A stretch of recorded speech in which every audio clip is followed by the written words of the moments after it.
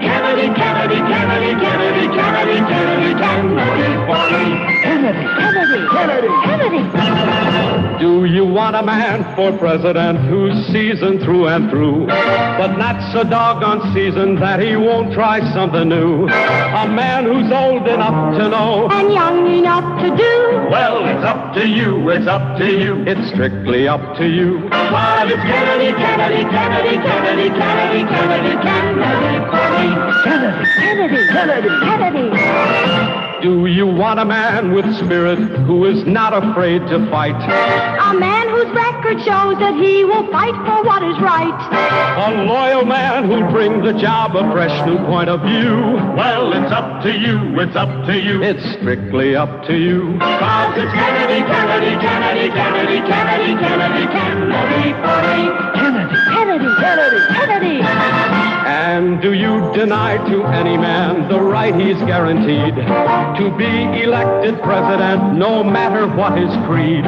It's promised in the Bill of Rights to which we must be true. So it's up to you, it's up to you. It's strictly up to you. And it's Kennedy, Kennedy, Kennedy, Kennedy, Kennedy, Kennedy, Kennedy, for me. Kennedy, Kennedy, Kennedy, Kennedy. Do you like a man who answers straight, a man who's always fair?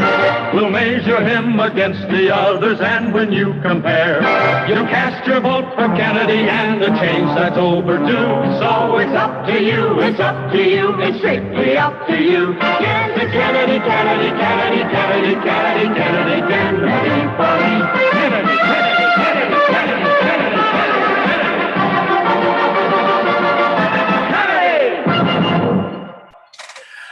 Welcome, welcome, welcome, welcome from our humble second bedroom here in the Saucon Valley, part of the Lehigh Valley, in the Commonwealth of Pennsylvania, in these United States on this planet Earth, the only one we have, third rock from the sun in the Terran solar system, part of the Milky Way galaxy. This, such as it is the Kennedy effect for the 4th of December, 2022.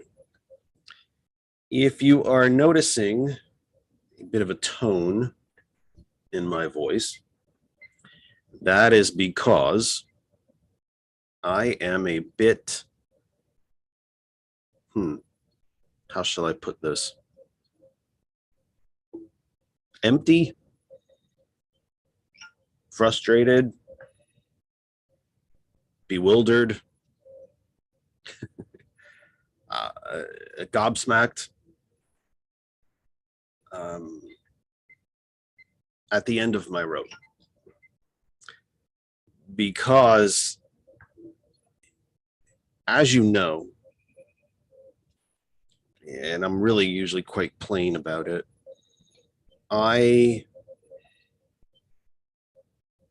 there are three pillars to my program. I'd like to refer to it as a stool, if you will, a little simple little stool. And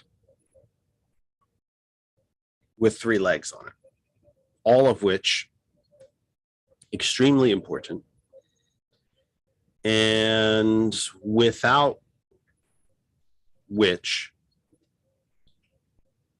the stool would not sit up. And one of those has been stripped from me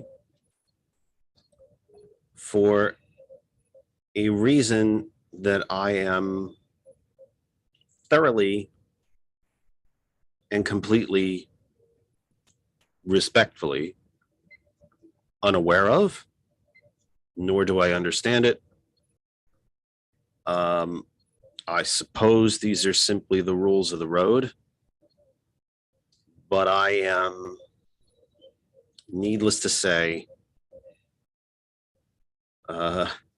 frustrated by it and don't exactly know what to do about it.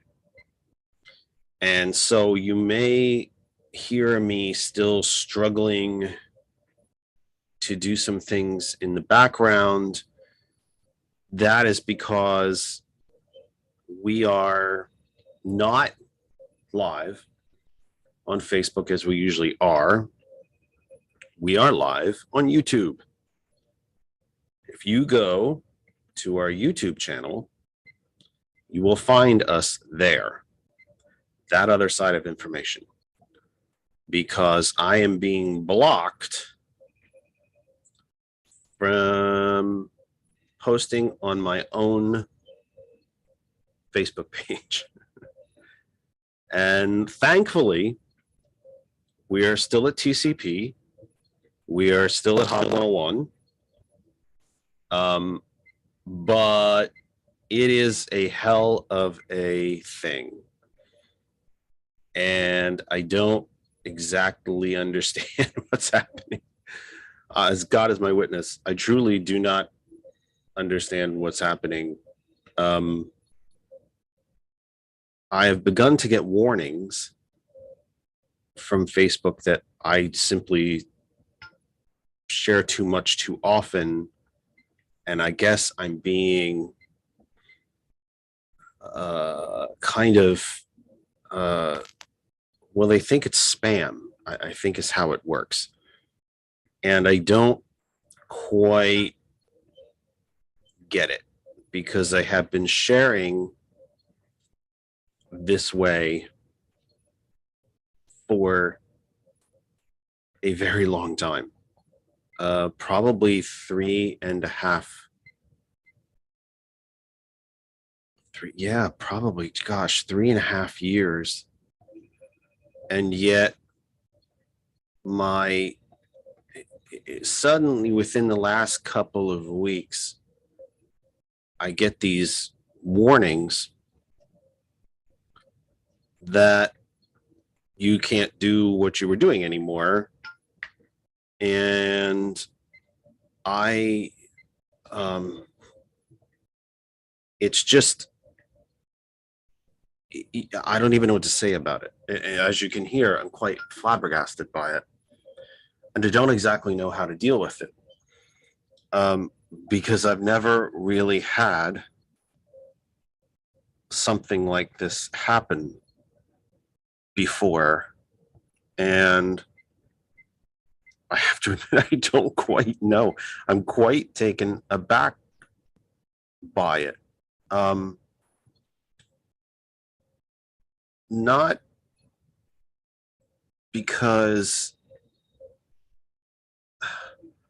not because it shut us down, but just because I'm confused. I guess maybe I get very easily confused.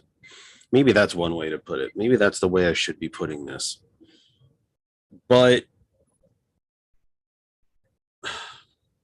when things work the same way over and over and over again, and then they don't, I tend to get very flustered. I guess flustered is probably the way to put it. I get very flustered. And so I don't exactly know quite what to do when that happens. And that has certainly happened to me today. I'm quite taken aback by the fact that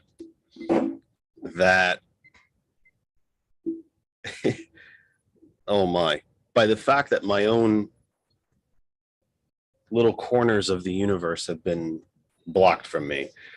Now look, these are first world problems, right?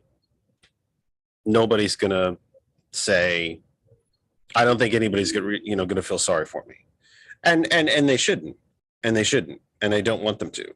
They shouldn't. Nobody should be feeling sorry for me. Trust me, it's okay. We'll get through it. It's just, and in fact, I think it's quite possible that this could be something good. It could be a happy accident. I honestly don't know. I don't know. This might actually be a really good thing. I can't say. But for whatever reason, I have been blocked from sharing my own program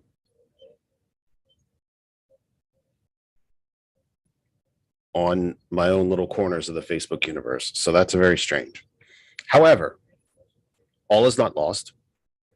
We are live on YouTube. We are live at our YouTube channel, That Other Side of Information. I hope you will find it somehow. I have tried to let as many people around Facebook know. But of course, when you're blocked from things, it's very hard to do that.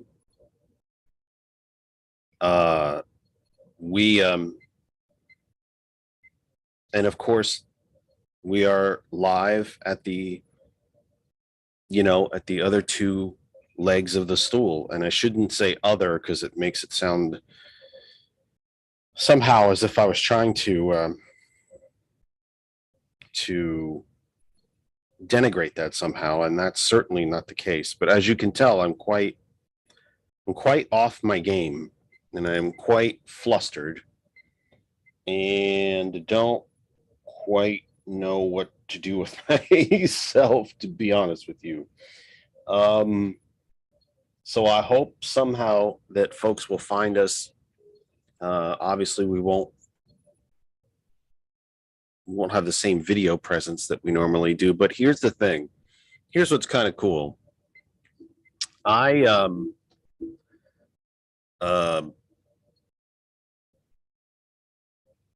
chat works. I mean, I hope that if you find us live, that you'll let me know that you're there.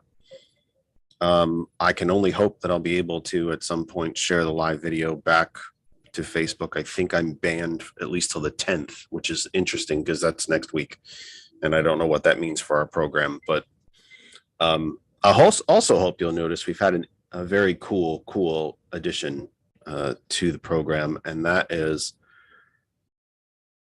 this wonderful old-fashioned on-air sign, which you could probably see me pointing to up here. Very, very happy about that. It's very cool. A very lovely gift from Kristen's parents. Early Christmas gift. And I'll tell you what's interesting. I'm following or something else that's interesting. I'm following the YouTube feed as I would normally follow the Facebook feed, and it's interesting that it is so much further behind. It is so much slower and further behind than Facebook usually is, but that's kind of interesting.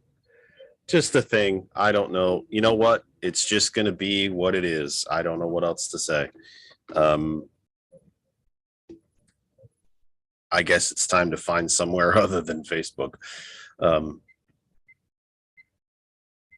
I don't know, or at least unless the other administrators can help me start sharing stuff, which usually I've never had to ask them to do before.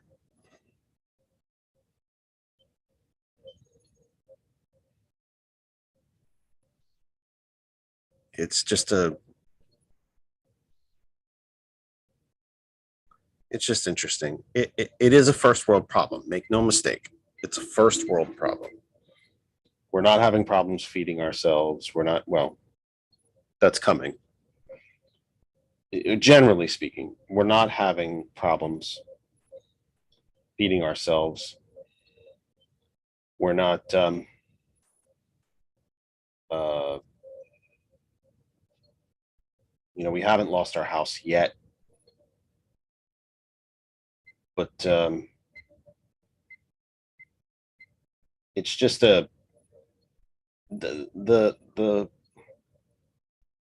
strange thing about Facebook is that, you know, it's not yours, right?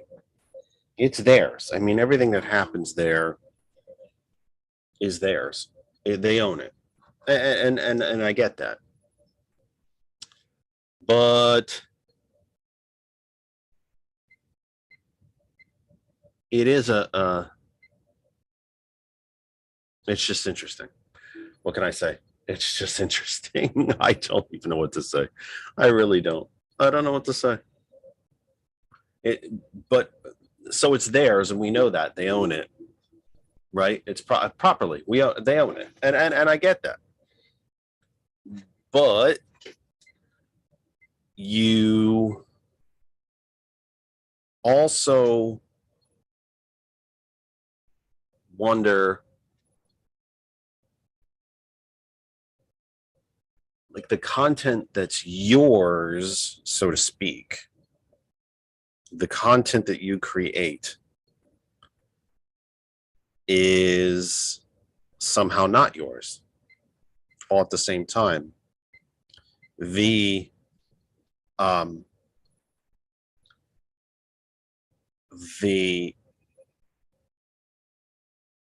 groups, these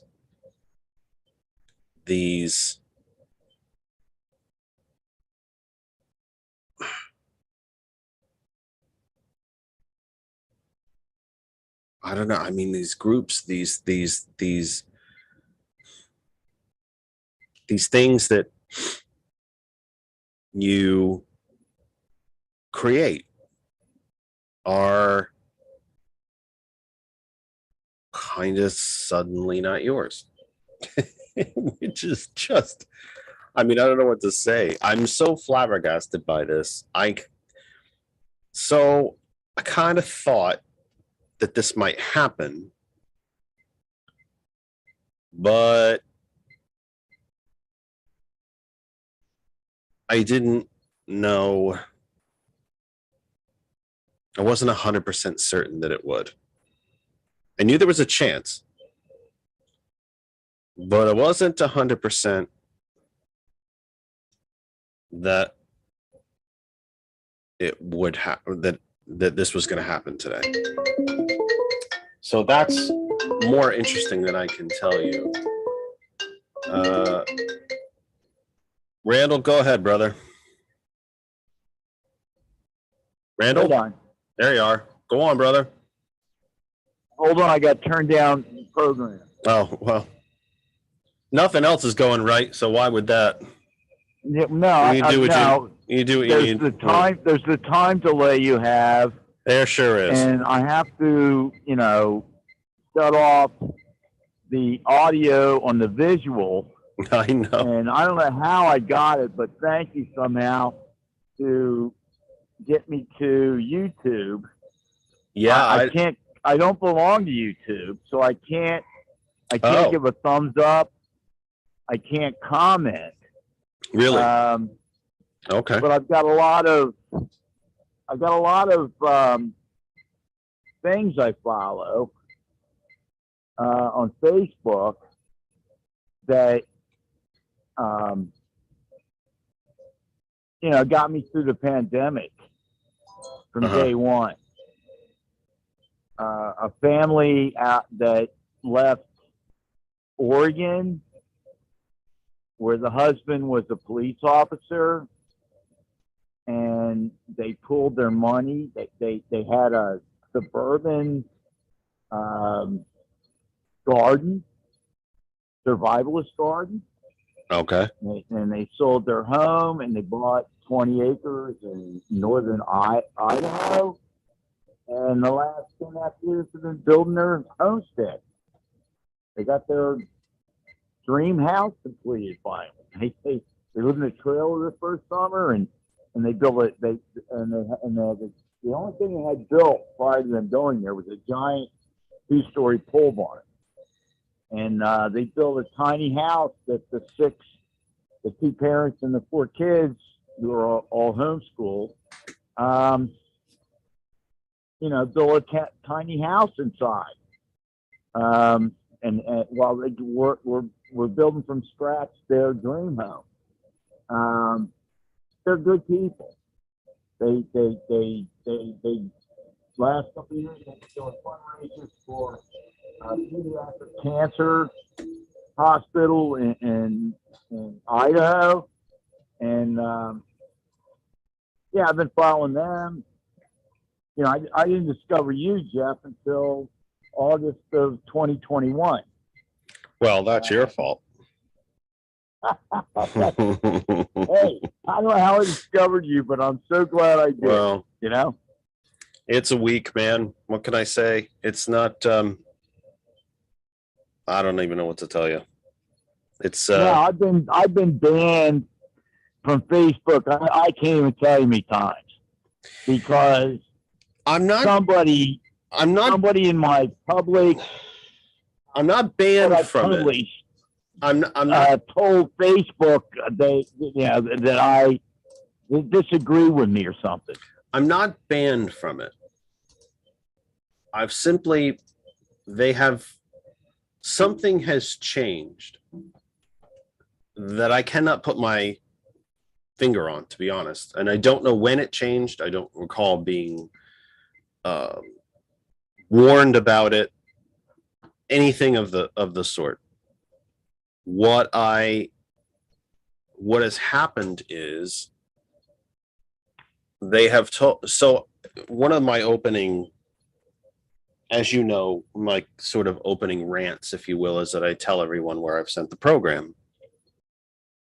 And we have been averaging easily, I would say, over 100 different locations across Facebook. And I continue to encourage the friends and family of this audience to continue to share our program everywhere that it is appropriate to do so, and even some of the places that it's might not be. And what has happened is, in the last 2 to 3 weeks, I usually do all that sharing in either one sit down. It takes me sometimes 2 hours, or I will do a section on one day and another section on the other day. And I had begun to get told by Facebook that you are restricted from, to put it in English, really, it's that you're sharing too much. And you're sharing to groups that are not yours, and on and on and on. And I'm doing nothing different than I used to do before. So what I honestly, I don't know if they're looking for money or Like, I don't know. I don't know if they want me to pay to like, if they want me to pay to be able to share it, because it doesn't say that. So I honestly do not know what the problem is. And when you when you rely on these types of methods to share what you do, it's not easy. It's really not easy. No. But look, there's still well over 100,000 people around the globe listening to me on hot101.net. And don't think for 1 second, not even for a millisecond, that does not mean something to me. I am grateful beyond words. Now, I am on YouTube literally right now. I'm staring at it. So there are other ways for me to get to you. It's just very frustrating, as I was trying to say, that even though you know that Facebook owns the thing, you know they do, and that's okay. They created it, they own it, I get it. The little corners of that universe that you create and that you have domain over, if you will, that they set up these rules and guidelines and so on for you to control that little group and to make sure that nothing obscene or unseemly goes on there. And you do all of that. And yet still, yeah, you can't do what you want to do, and you cannot do what you've been doing for the past 3.5 years, because April 17th, 2023 will make 4 years that we've been on the air. So it's just strange, and it's frustrating, and not being the technical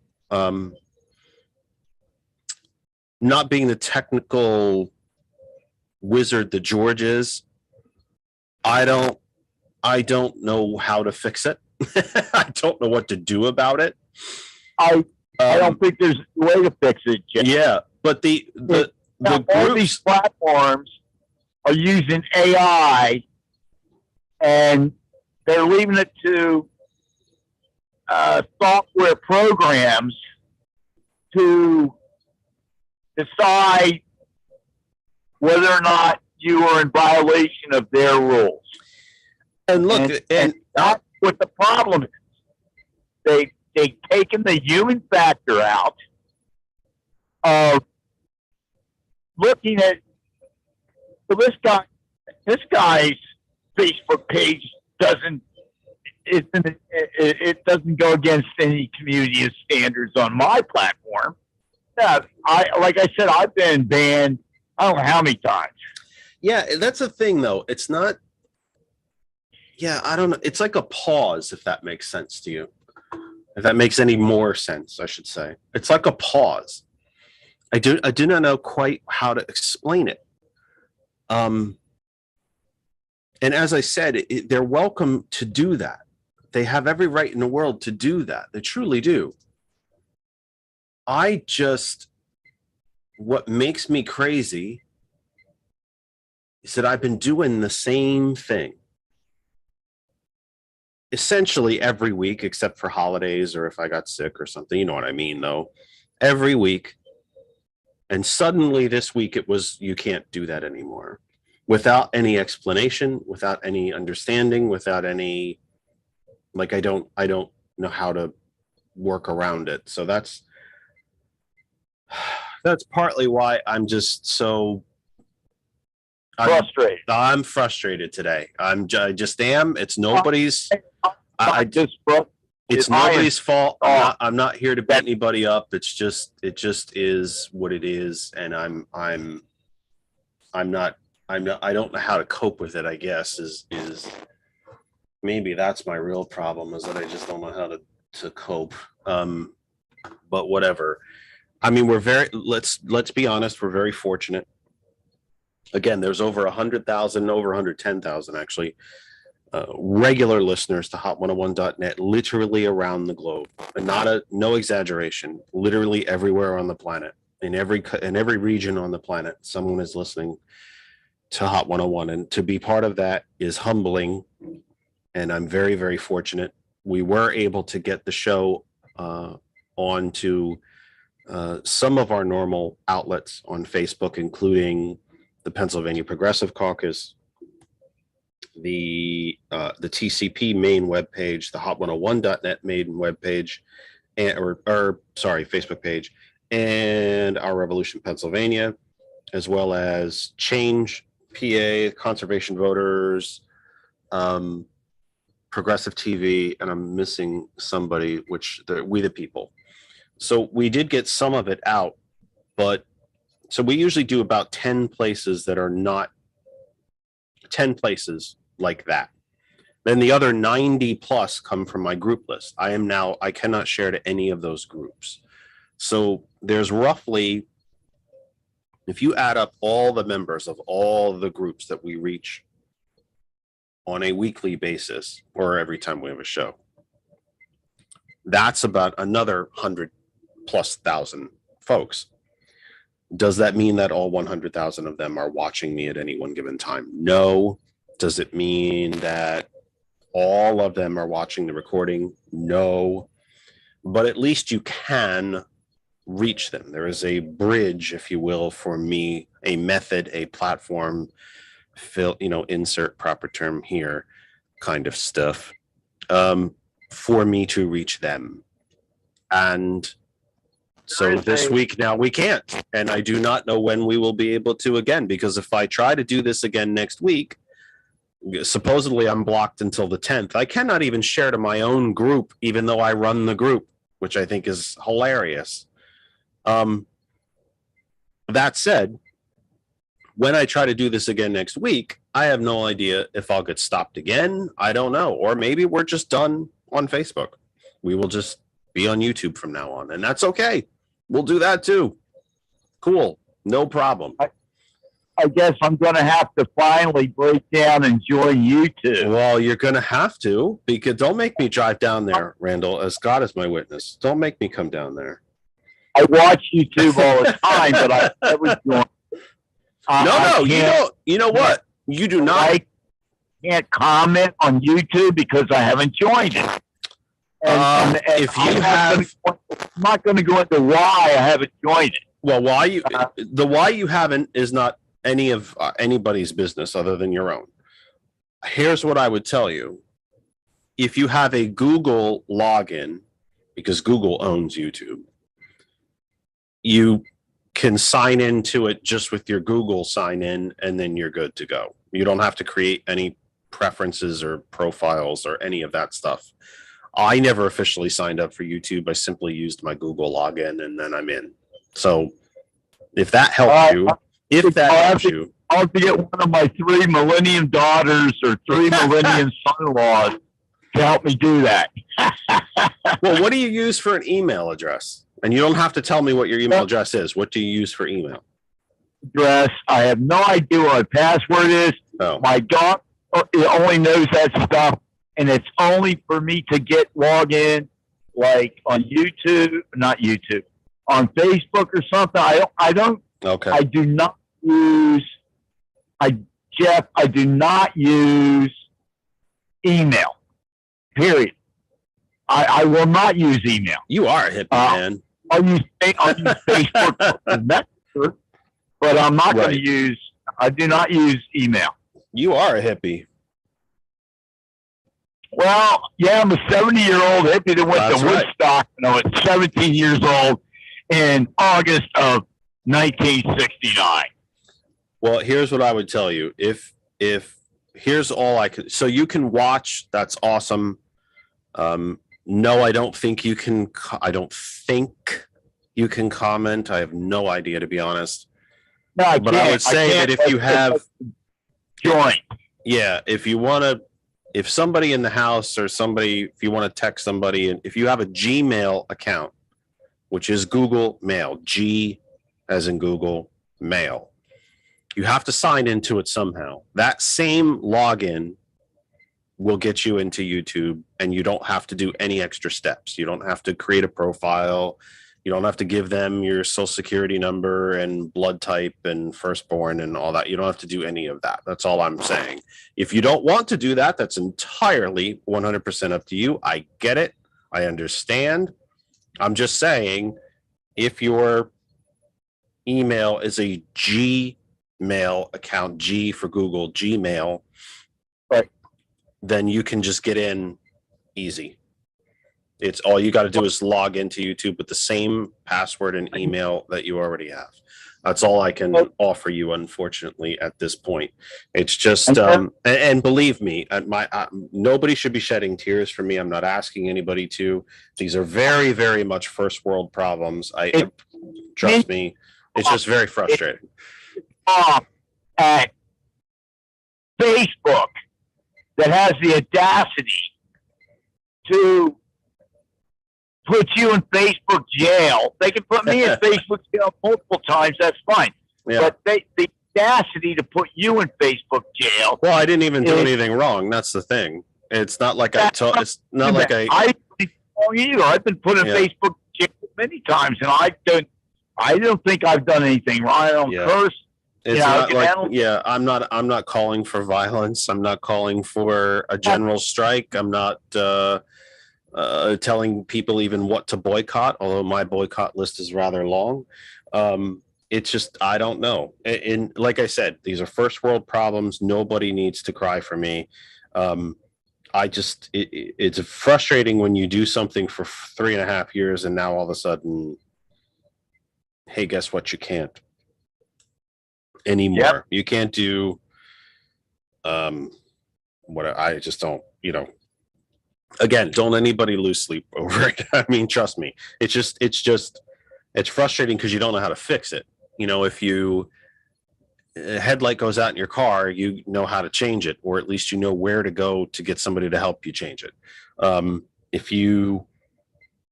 And I could probably, you get a leaky faucet, you know how to fix it, or you know that you can call a plumber. I don't know how to fix this. And it seems like it's going to keep happening week after week after week after week. And so I don't know what to do about it or how to get the word out about the program any longer. I don't know, unless I just start tagging I don't know. I have to figure it out with George. I guess we're going to have to figure it out, but believe me, Randall, it's not the end of the world. I mean, the earth did not stop spinning. We're all alive and breathing. It's just a pain in the ass. That's all. I mean, let me just be blunt. It's just a big bloody pain in my posterior. I'd say my posterior muscles, but they're not really muscly anymore. They're just kind of hanging there. You know what? You might have to daisy chain with just a few Facebook pages. I don't know, man. Yeah, and then try and share from there. Yeah, I thought about that too. That might be the way to get around it. Talk to George by daisy chaining. Or the other administrators at that other side of information, or have to share the stuff themselves. I don't really know anymore. I don't ask 70-year-old and a dinosaur on this stuff. Well, now you have some homework, sir. Go do find out what your email address is. You got some homework to do. Anyway, Jeff. Well, I love you, bro. Well, listen in best you can, and we'll see how long the show goes. It's just going to be one of those days. That's all I can say. Thank God this year's coming to an end. I swear. It's been Sorry? At least you're breaking up, brother. You're breaking up a little bit. You can't do Facebook people. At least not yet. Well, I don't have to get from Facebook to go to Sergeant Mack because Well, he'll be there. He'll be there. He'll be okay. I am I get directly from, what is it called? The Ghost? His Facebook page, Sergeant Mack, by the way, what Randall is referring to for anybody who may not know, live right here on hot101.net. And hopefully I won't be able to post it or share it either.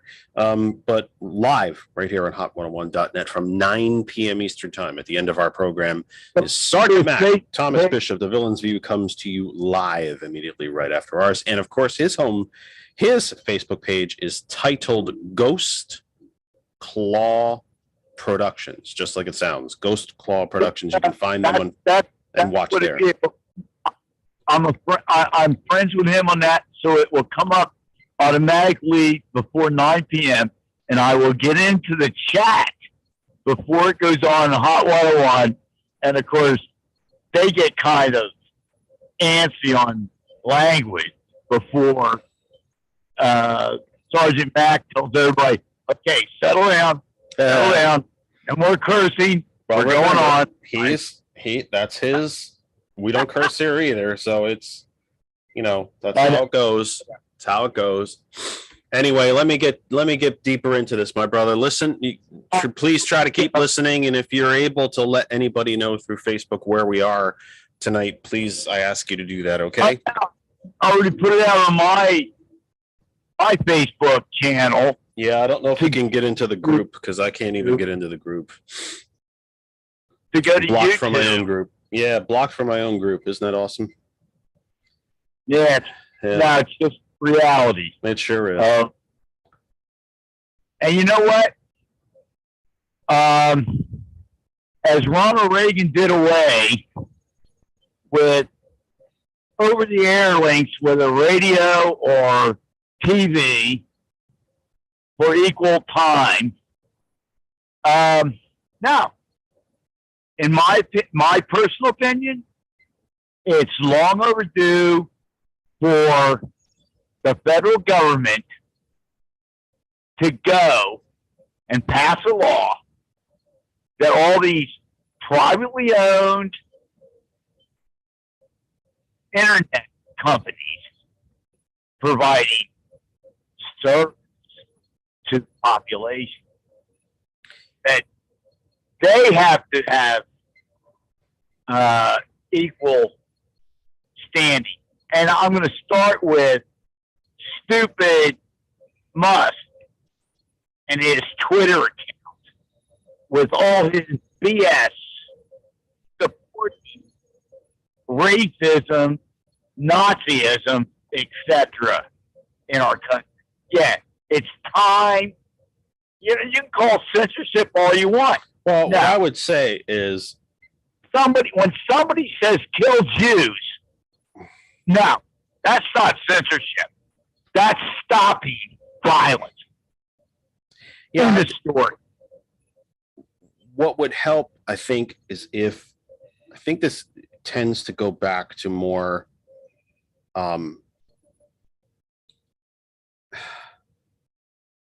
it tends to be more about the what should I say?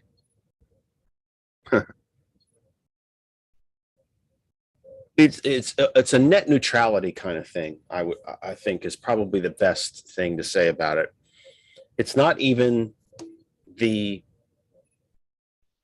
Fairness Doctrine. It's not about the Telecommunications Act of '96. This is really more about net neutrality. And what does that mean? Net neutrality is something that used to exist it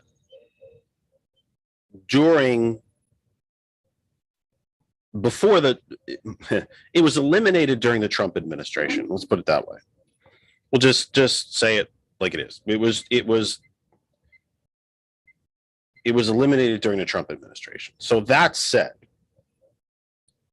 what it did basically was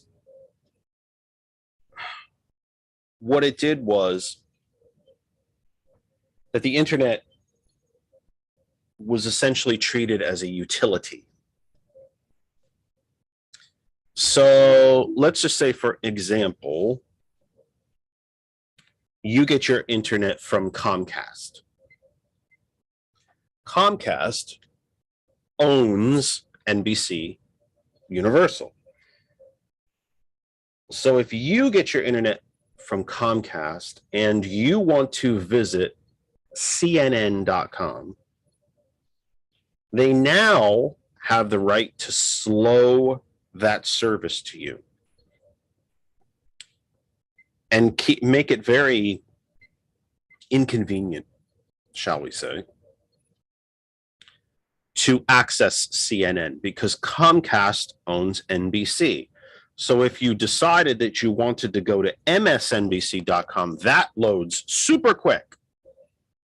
And maybe even as a Comcast customer, you might get free video on MSNBC, but videos are blocked on other sites like NPR, PBS, or CNN. That is essentially what net neutrality means. It also allows the internet service providers to actually take money, take compensation, arrange contracts with and for retailers. So maybe Amazon doesn't work really well on your internet through Comcast, but Walmart Plus does, or vice versa. And again, I'm picking names out of nowhere, right? I'm just using these names as examples. I'm not telling you that any of this is happening. So, but that's what happened.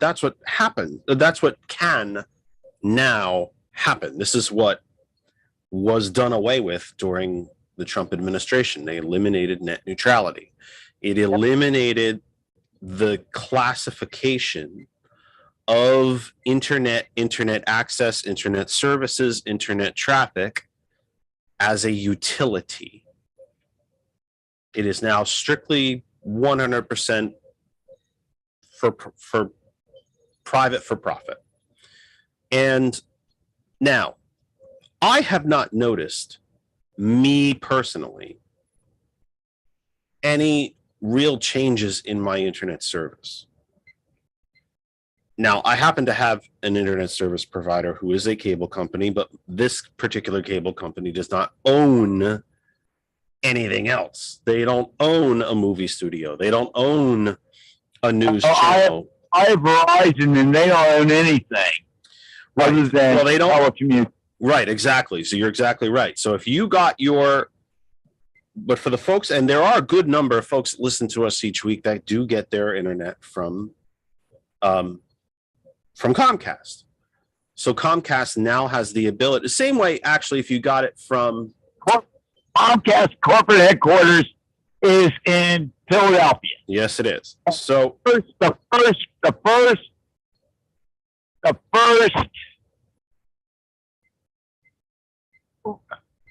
money raising for Biden was in the Philadelphia mainline suburbs by the CEO of Comcast. And at that first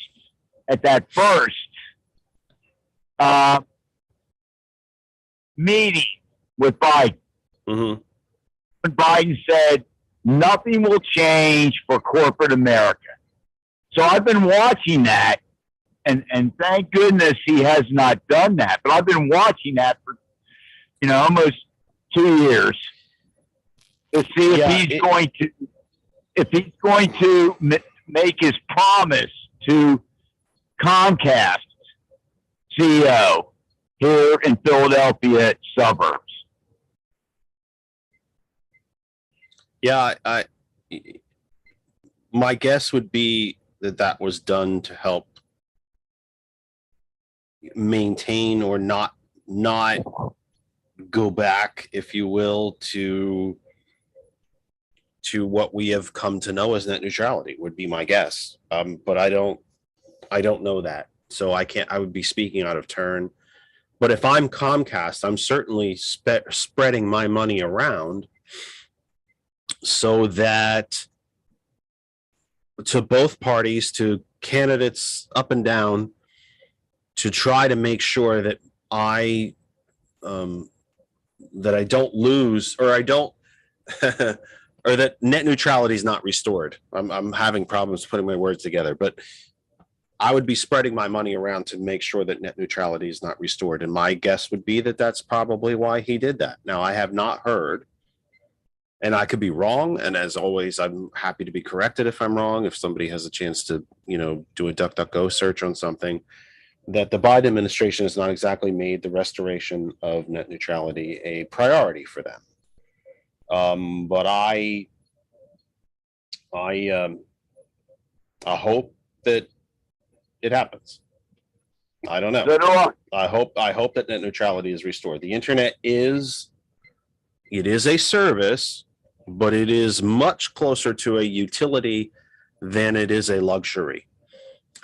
Electricity is a utility. Water is a utility. Probably, folks are on the other end of the radio going, well, no kidding. But that's what utilities are.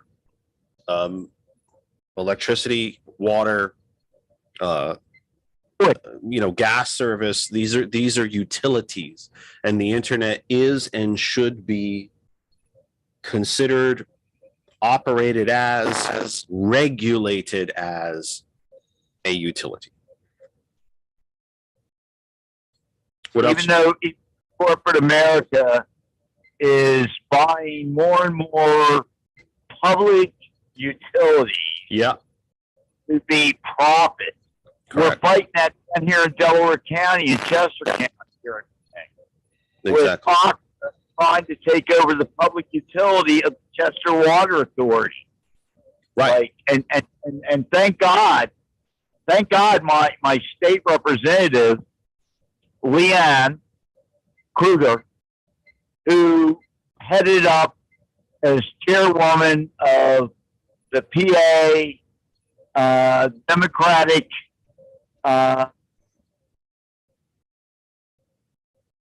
Assembly, for the first time in 12 years, the Democrats are controlling the PA state representative. Yeah, there's still some dispute over that, actually, but I think at the end of the day, it will end up that way.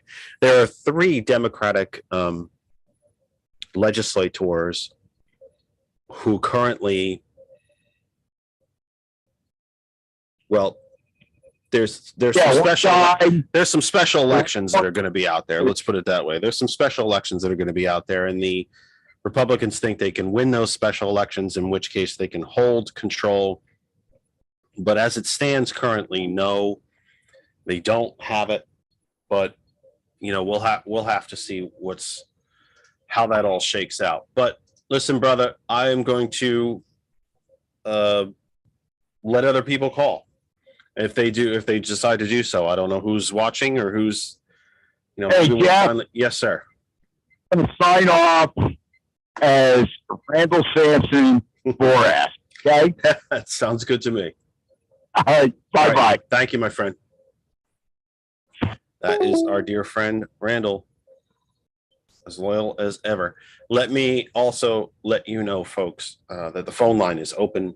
It is 267-227-9189, 267-227-9189. I have moved the information sheet back to a place where you can see it. Actually wasn't part of my plan to move it back there tonight, but it is back.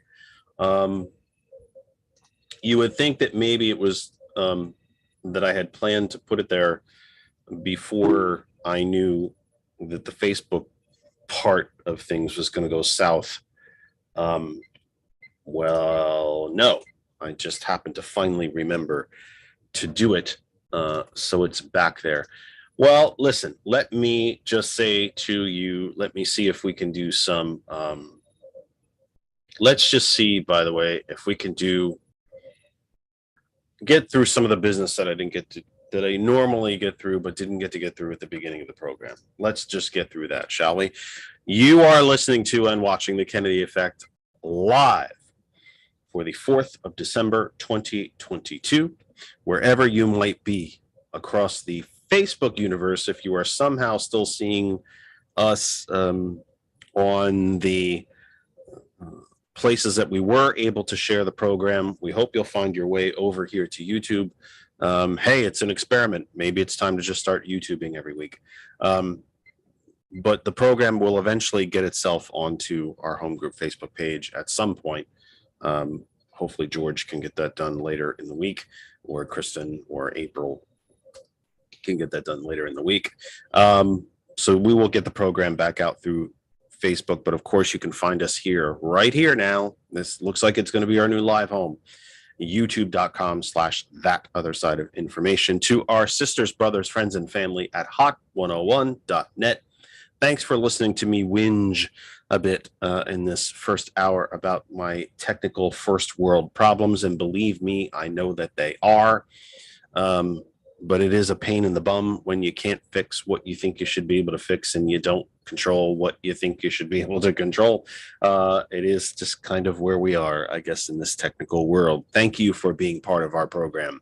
If you don't know how to listen to hot101.net, it is really, really simple. Our name is our web address. You can go to www.hot101.net and find us very, very easily right on the main web page. You can listen for free. Just click and you're good to go. In fact, I think when the page opens, you don't even have to click. I think it just immediately starts playing. It could not be simpler. You can also get the apps for hot101.net, Apple App Store for Apple devices, the Google Play Store for Android devices, and the TuneIn radio app. If you should have a device other than an Apple or an Android, like a Google Pixel or a Motorola, something like that. The TuneIn radio app works on every type of device. You can go up to the search bar and search for hot101.net. You can Bluetooth hot101.net from those devices to Bluetooth speakers. You can Bluetooth it in your car, to your pods, your headphones, whatever it might be. And of course, you can tell Alexa to play hot101.net. And of course, our sisters, brothers, friends, and family at TCP, the Cultured Professional from Lancaster, PA. That is one of the places we were able to get the show out to today. So we appreciate that very, very much. We appreciate you being here. We are awaiting our guest. Our guest this evening is Baron Vanderburg. I'm very pleased and humbled to be able to call him friend. And I should say getting to be a better friend, if you will. And I'm very, very blessed by that.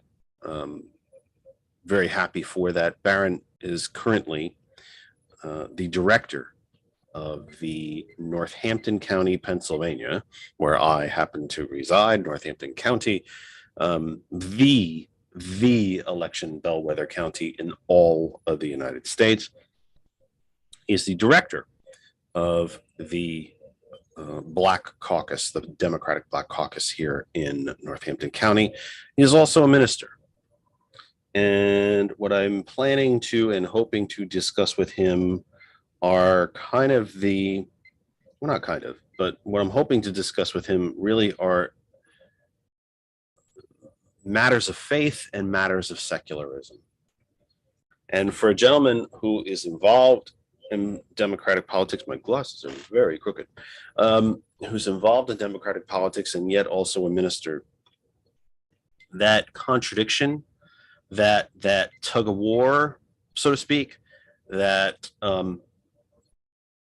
between the secular and the matters of faith, I hope will make an interesting discussion. And Baron will be with us, you know, as soon as he is able, and we will take it from there. But for right now, the phone line is open, 267-227-9189, 267-227-9189, 267-227-9189. We can take your phone calls until Baron is able to join us. And if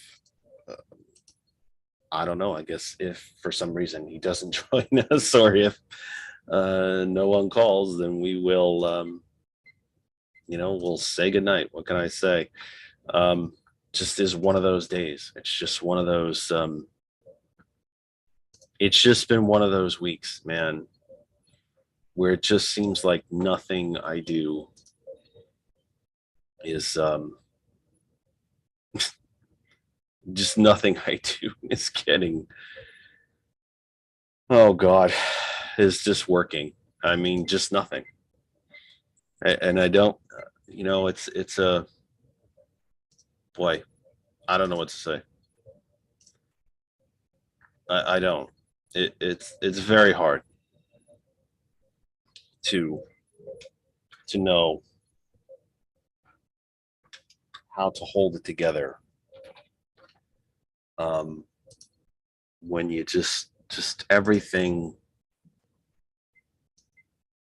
It's just hard. It's just hard. Let's just put it that way.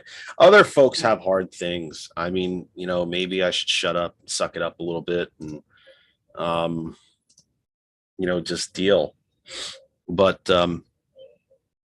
it's just been a pain in the bum kind of week, and continue to look for work. It's just that's not coming. I actually had an interview not this past week, but the week before with a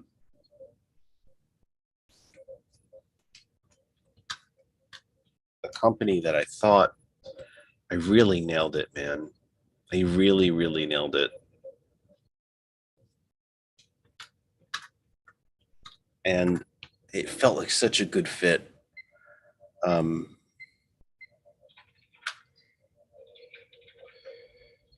And it just didn't happen. I thought I nailed it. I thought I had the job when I walked out. I thought I had the company was terrific. And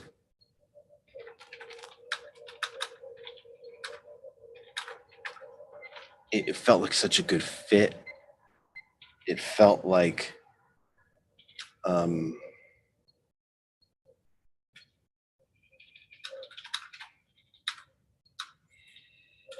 place I really wanted to work. And and like I said, I thought I nailed it. I mean, I really thought I nailed it. And just to find out, we were discussing in the interview when I would be starting. Like, it went that well. And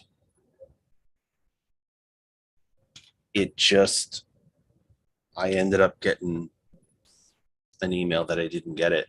And it was like, I just didn't understand it. And I still kind of don't understand it. And it's difficult to, being out of work is hard. It's not just about,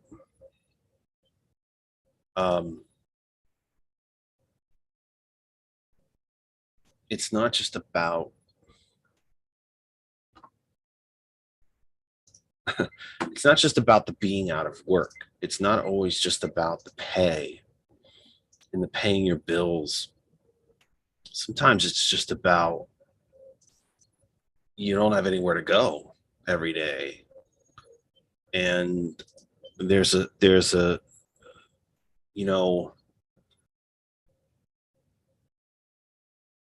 your routine, there's no routine. And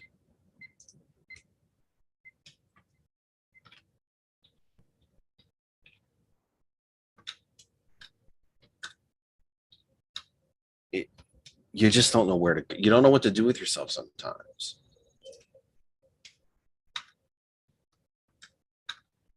And there is it's been it's almost turned into a Republican throwaway line, the dignity of work. That somehow, if you're not working, that you are somehow lesser of a human being. It really has become part of the Republican narrative. And what's interesting even about that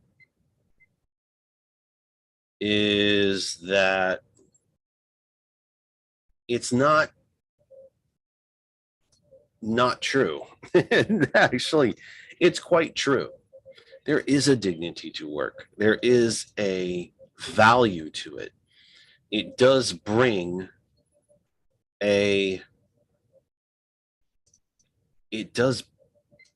something to the sense of self. It gives you a reason to press on, even when you may not like your work. And I think the last statistic I saw, there's only about 15 to 17%. And I think I might have that wrong because I'm working from memory. But only about 15 to 70% of Americans will respond in a survey, if you will, that they love their work. There's that few people. And I just, so it's not just about whether you love your work or not. For me, that's not what it's about. It's just about having somewhere to go, about having work to do, about bringing in a paycheck. So I'm not, kind of hanging out, crying over spilled milk about just the pay, just the ability to pay my bills. It's not just about that.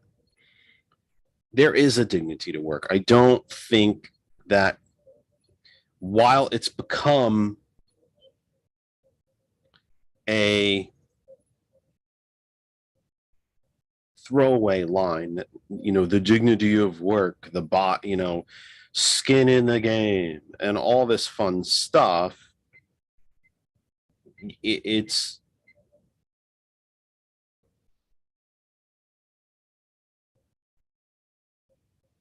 actually true. There is a dignity to work, and it does provide self-worth. It does. And it's not about loving your job. Not everybody does, but having one does provide a lot for folks. And, I haven't had that, and I've been trying like hell for a long time. And, I just, it's getting frustrating because I'm running out of time to find something. And I have a feeling that, I'm going to end up taking something in the minimum wage range, and I'm going to lose everything else I have left. I already got bills I can't pay. I've barely been hanging on to my house and the car insurance. I mean, it's basically I'm going to go down to where I'm going to be a completely cash human being. And am I going to make enough money to keep my house? It's incredible. This is why the unemployment number, I think, is not a real, I mean, it's a real number, but it's not any longer a real indication of what is happening to our economy or in our economy. In the same way that I think the Dow, the measures of the stock markets are not genuine, real measures of how our economy is doing. The labor participation rate, which is actually increasing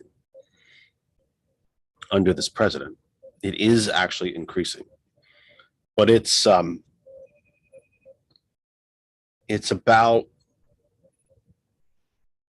that's the number that we need to look at, and that number is increasing. And the economy might be, we just had another jobs report this week that was higher than expected. The economy created, I think it was think it was somewhere in the neighborhood of 232,000 new jobs in November. Now, some of that is seasonal as companies, retailers, package delivery, et cetera, begins to ramp up for the Christmas, Hanukkah, Kwanzaa holidays, end of the year holidays, if you will. That, time of year. So some of those are seasonal. But I think what's happening really is the jobs that are being created are not high paying. That's my real fear, is that these jobs that are being created, even though the news is somewhat good, I think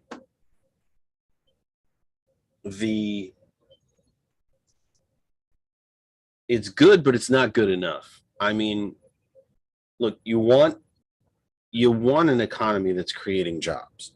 Obviously, I don't think that's a real stretch, right? So you want an economy that's creating jobs, but those jobs have to mean something. They have to mean something. They have to pay. They have to be sustaining, not just sustainable, but sustaining.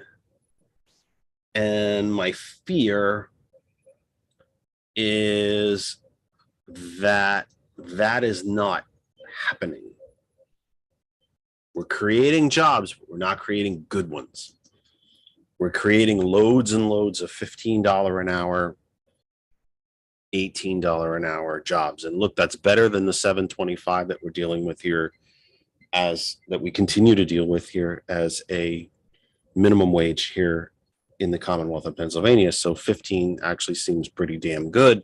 But even that, $15 an hour at a 40-hour job over a 50-week, assuming that you still do get 2 weeks here and there, it still keeps you under the poverty line.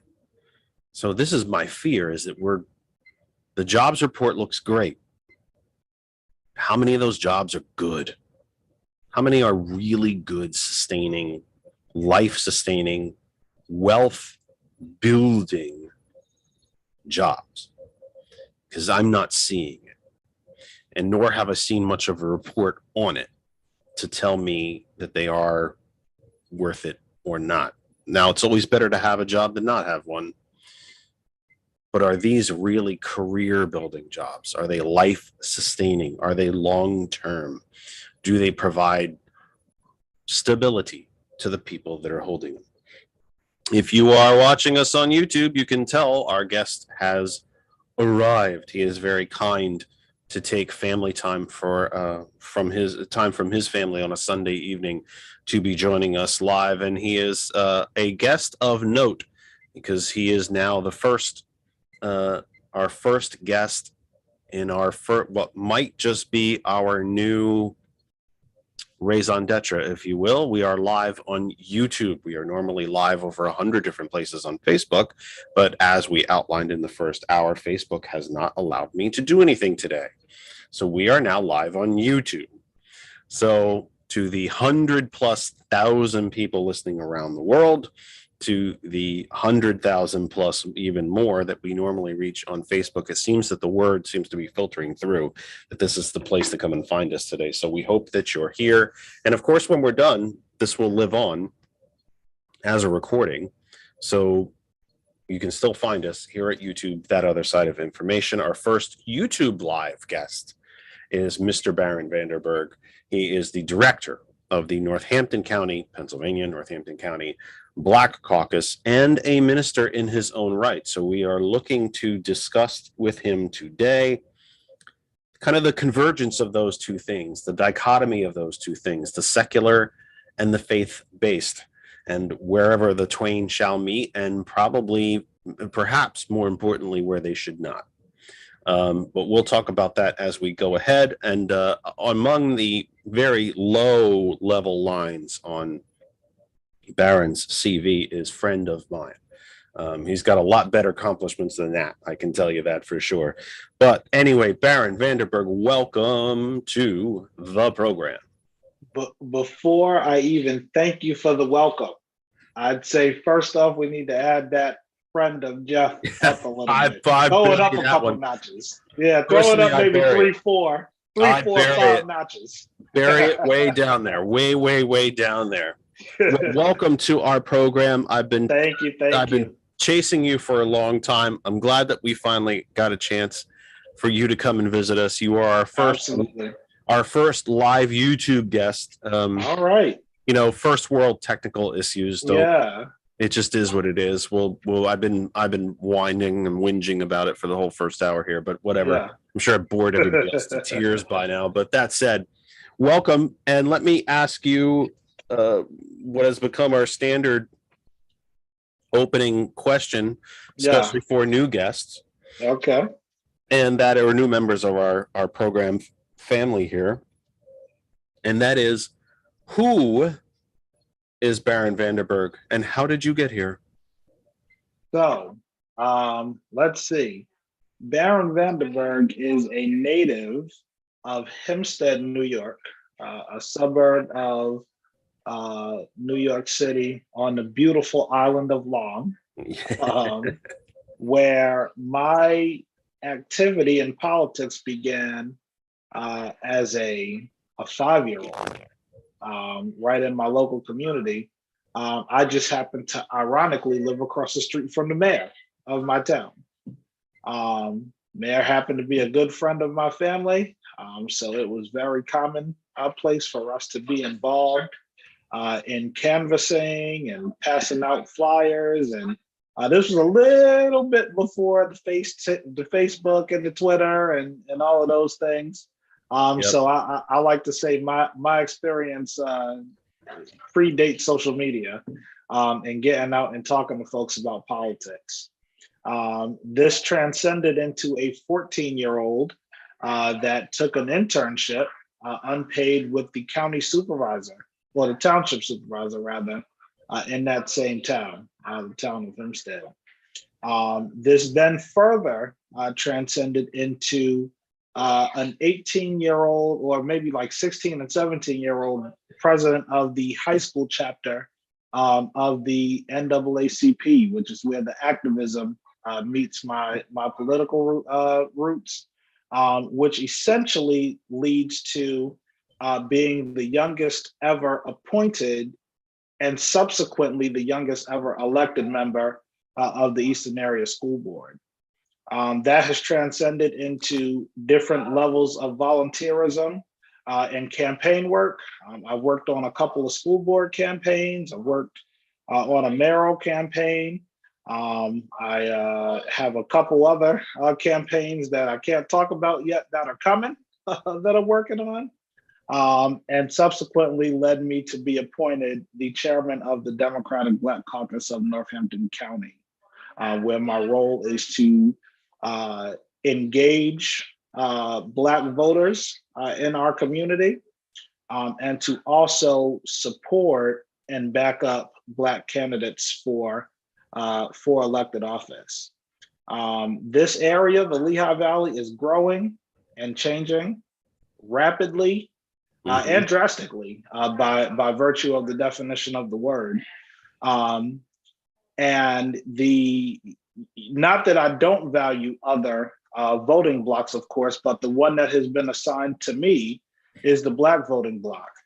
And by all sense of, what the forecast and things say about this area, it's about to be a big deal here in Northampton County and also Lehigh County. So that's who Baron is. Baron is a deacon at Greater Shiloh Church. Deacon minister is interchangeable in some religious areas, so I didn't say anything when you put minister, it doesn't matter. Baron is a college administrator, and Baron's just a pretty good guy, I think. 1 or 2 people told me that. Thousands have said otherwise, but 1 or 2 people told me I'm a pretty good guy, so I'm going to believe that. Well, I will do the same. Not that my opinion matters much, but I will do the same. let's talk college quickly. Okay.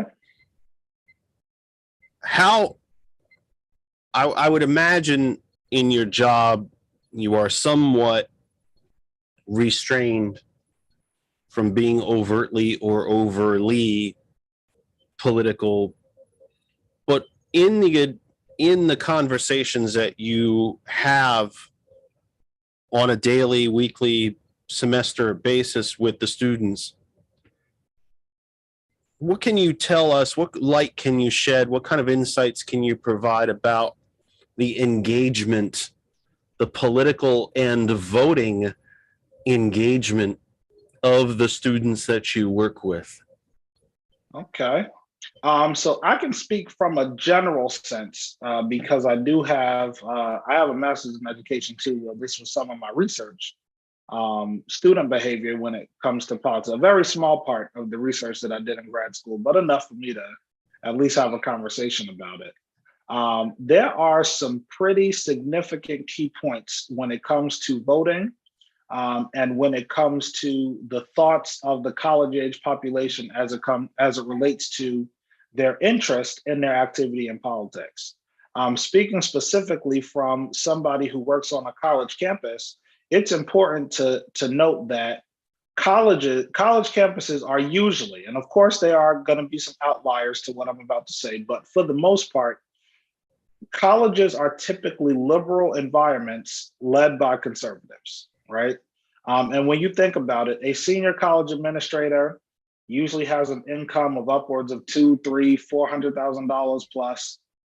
They typically lean toward the conservative level, and these are the people who are leading the spaces where students come together and typically have a little bit more liberal, of an approach to things. I had a professor that said something that stuck with me one time, and I always say it anytime I get a chance. He said, "If you're not a liberal at 20, you have no heart, and if you're not a conservative by 50, you have no brain." Right? So there's a meeting between those 2 points that typically tends to exist at the college side. What I hear and what I'd like to talk more about is not just so much the college population, but more so the Gen Z population. This is the generation of doers, right? So one of the things that I study in student affairs is generational differences, right? So we have the boomers, and then we have the Gen Xers, and then we have the millennials, and then we have the Gen Zers, and we have all of the folks in between, right? The Gen Z population, which is the population that is in college right now, they are the doers. And they're not only the doers, but they're the doers that don't want to hear a lot of BS, if that makes sense, right? So in generations of past, I would say finally don't want to hear it. Exactly. So I mean, respectful. I say that respectfully to that generation, that they are fine. They are a generation. I think my own generation, when I was that age, we took a lot of crap. Mm-hmm. We accepted a lot of crap. We took a lot of crap, and we took a lot of that's just the way it is, kids. Mm-hmm. That's how life is. When in fact, I remember a New Deal era in this country, and it's not how it was. We were being told this is how life is. Get used to it. We didn't have to get used to it because life was fundamentally different before Reagan, and we should have known better, and we didn't do enough to stop it. So I find that pleasing, that this generation, as I say that as a compliment, as a nowhere near condescending pat in the back to say, Absolutely. Thank God, kids, thank God you finally realized that, or that a generation has finally realized that there is better, there is different, that this is not normal. This is not how the United States has run, except from Reagan forward and to the original Gilded Age, that we can do different. It's rather remarkable for a generation to come to the understanding that the policies that they want and need to create a more equitable society are policies and programs that they don't even remember, and that some of them have never even been taught about, because we did the New Deal and it worked. It saved this country, and it went on to save the world economy from the Republican Great Depression of the 20s and 30s. And by the way, folks, it was referred to as the Republican Great Depression up until the 1950s, when the Republican Party was able to get their name off of it. But I find that tremendously inspiring. I find it a real sense of optimism that an entire generation who has grown up under nothing other than Reaganism, austerity, corporatism, oligarchy, and ever increasing fascism has woken up to say, no. There is better than this. We can be better. Absolutely. So this Gen Z population, we're celebrating the first Gen Z elected congressperson, that being Maxwell Frost from Florida. Whereas prior generations have been the generation that accepted, this new generation is going to be the one that says, if this is how we've always done it and it doesn't work, then darn it, let's stop doing it and change up the way that we do things. I like to say that the millennial generation, the generation that I fall into, was we tried to help them get there. I'm going to take a little credit, right? We were the ones that asked the questions and didn't accept the answers. So then right behind us is the Gen Xers, who, maybe asked the questions, and when they got the answers, they kind of just navigated around it. The Gen Zers aren't going around it. They're going to plow right through the middle of it and destroy the archaic structures that are in place that don't allow for equitable policies for those of us, navigating this society. So to tie up dealing with the college-age population, this is a generation of doers. And I'm very happy to be a part of leading that generation from an administrative standpoint, but also in the same regard, making sure that my voice is heard within my generation as well. So we've got some pretty heavy hitting millennial elected officers as well. We have AOC in the House. We have Malcolm Kenyatta here in the Pennsylvania House. We technically have John Ossoff in the Senate.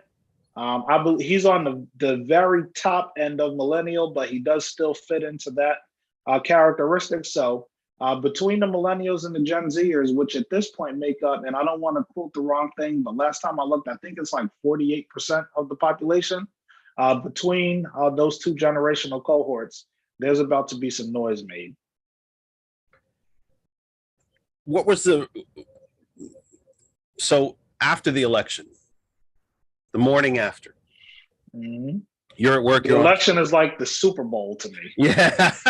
Well, you're at work, you're on campus. What's the feeling around campus that morning after? From the politically engaged students, it was a sense of calm. And I have to be honest, in talking about what the reaction to campus was, on campus for this midterm election, I have to compare it to the results of the 2016 election, where I don't think that I want to relive a day like that, ever again in my life, because that was the day that campus felt panicked, is the word I'll choose, but a calm panic, if that makes sense, right? And what I had to deal with in that regard was a conglomerate really of students who didn't know what tomorrow was going to look like because of the results of that election. They didn't know what that tomorrow would look like. I think that tomorrow would have been November 10th. And they also didn't know what January 21st was going to look like. Right. After not just a new administration takes place, but that administration. So that is I can say that the subsequent elections after that have been on a continuous uptick. And as long as it's not very often that I throw out free advice for Republicans, but my next comment is going to have a little bit of advice for them, if any are tuned into the show. As long as Democrats keep focusing on legislation and Republicans keep not focusing on legislation and governance, we're going to see a gradual position where students are able to have the reaction that I just talked about, one of peace and one of understanding and one of comfort with what is to come in the following days. And might I say a bit of optimism? Absolutely. Through their own actions. It's funny, really something how your own actions can generate optimism, your own engagement, your own efforts. Yep. 6:31 Eastern Time. This is the Kennedy Effect live for the 4th of December, 2022. We hope you all had a wonderful, peaceful Thanksgiving holiday weekend. We have 3 big shows for you coming up here in this very quick month of December. I'm not sure that any month goes as fast as December because of the holidays and the rush and the shopping and the so on. 3 big shows for you today. We will be back next week on the 11th, back on the 18th with a year in review panel, and then we are out for 2 weeks for the holiday season because, of course, Christmas and New Year's are actually falling on Sundays. So we'll be away from you for 2 weeks, and then we'll see what the heck happens in the new year. If I'm going to keep getting blocked from my own platforms, and I don't know what's going to happen after that, but we'll see how it goes. We have some time to work on this, I suppose. Wherever you're listening or watching YouTube, we thank you so much. It's a new little experiment here. See how we do on YouTube. Hopefully our Facebook will be restored and we will be able to see you in both places. Please don't forget our home group Facebook page, That Other Side of Information, same name as this YouTube channel, That Other Side of Information, to our sisters and brothers and friends and family at hot101.net, to over 100,000 folks listening around the globe. We thank you for being there. To our friends in the Australia, New Zealand region, happy Monday. It's already Monday for you. Our listeners throughout the African continent, dotted throughout Western Europe, in Canada, Mexico, and around the Caribbean. We thank you all for being with us and for allowing us onto your devices, onto your radios, and for being part of the Hot101.net family. If you do not know how to listen to Hot101.net, then you haven't been listening to me. You haven't been paying attention. I'm going to tell you again anyway. Our name is our web address. It is Hot101.net. There is no device that is connected to the internet that you can't listen to us on. Apple App Store, Google Play Store, and the Tune In radio app if you should happen to have a device other than an Apple or an Android. And of course you can you can Bluetooth to just about anything, and you can tell Alexa to play Hot101.net, and of course TCP, the culture professional from Lancaster, PA. Coming up at 9 p.m. Eastern time, 9 p.m. Eastern, 8 Central, 6 Pacific, is Sergeant Mac. Thomas Bishop, The Villain's View, comes your way at 9 p.m. here on Hot101.net. Our guest is Baron Vanderberg. We're going to try to explore both the political and the faith-based, if you will, and where those two things need to meet and where they shouldn't. So just a little recap going back to the election to discuss how Gen Z might very well have saved us from something worse than it could have been in the interesting days coming up ahead. So that's where we are right now. Again, 3 shows this month, and then we are away for the holidays. We thank you, of course, for being here. What was the word on campus about what motivated Gen Z? Was there one specific issue? Was it a variety of issues? Was it just that general sense from when you were able to join us of just, we have to do something, and that something is vote? I think that the Gen Z college aged population is better able to look ahead and look forward than other cohorts. The reality of it is, regardless of of our thoughts, the general consensus is that the Biden administration is moving a little bit slow, right?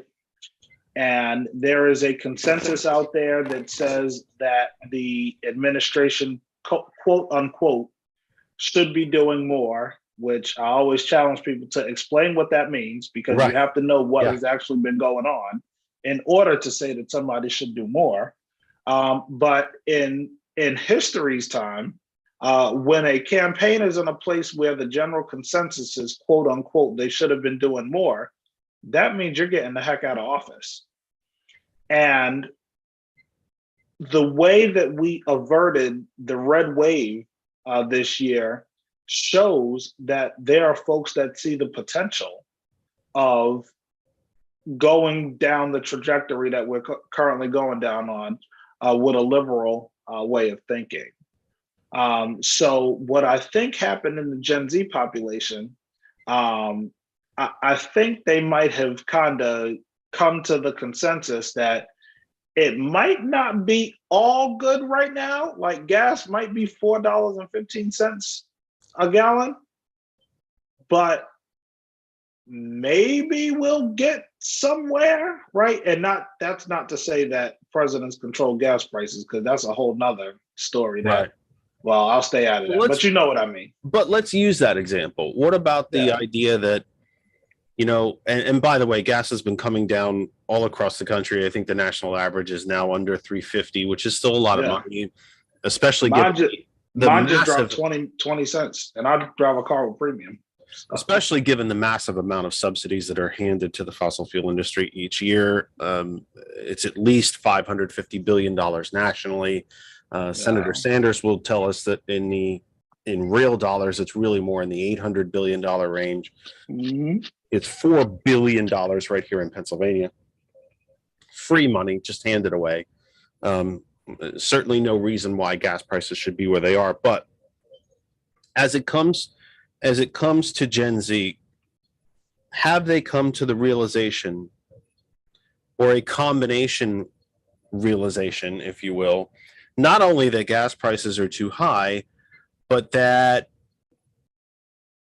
when the 6 largest fossil fuel companies on the planet are reporting well over $100 billion in net profits every single quarter of a year, 12 months in a year, quarter of a year is only 3 months. So well over 100 billion in net profits in just one quarter. Not only are the prices too high, but do they know that there's no justification for it? Mm-hmm. It seems to me not just that Gen Z has become angry and or active, but they know why. I have never been one to subscribe to conspiracy theories. Kind of just not my thing. There's a lot of people that do, a lot of people that don't. However, I can tell you that on Monday, November 7th, mm-hmm. I woke up that morning, I was working from home that day, and I got up to go to the grocery store, and I went to Giant, and when I left my home, gas was $3.89 per gallon. And when I got in the car to turn around and drive home, gas was $4.20 a gallon. Within about 10 minutes, the day before Election Day. I can't help but think that there were some CEOs possibly that might have said, maybe we should do this today rather than any other day. Maybe this is a day we should jack the prices up. And maybe Well, we can see what will happen tomorrow, right? We saw OPEC Plus, because they included Russia and Venezuela, decide to cut production. What was it, that Friday? Starting November 1st. Yeah, that Friday. I think a week before the election. Like that. Right, exactly. They didn't do that by accident. Yeah, this stuff isn't done by mistake. It's not done by mistake. And I'm glad that was.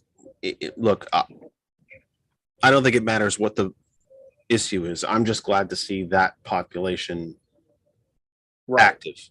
And what I'm getting to, if they're angry, they have every right to be so. And if that's what gets them motivated, and it kind that's the population that points that stuff out, right, where previous generations might have said, well, look what they're doing. They're out here, the gas prices is going up. And the newer generation is saying, well, wait a minute now. Who controls this?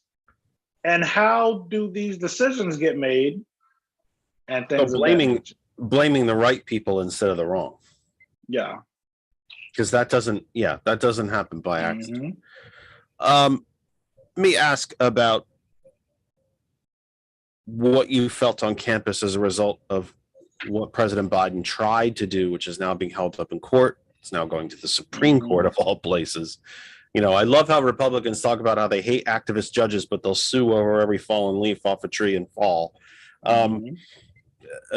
So now we just take everything to the Supreme Court, and they put real money into investing and making this Supreme Court. So now they want a return on their investment.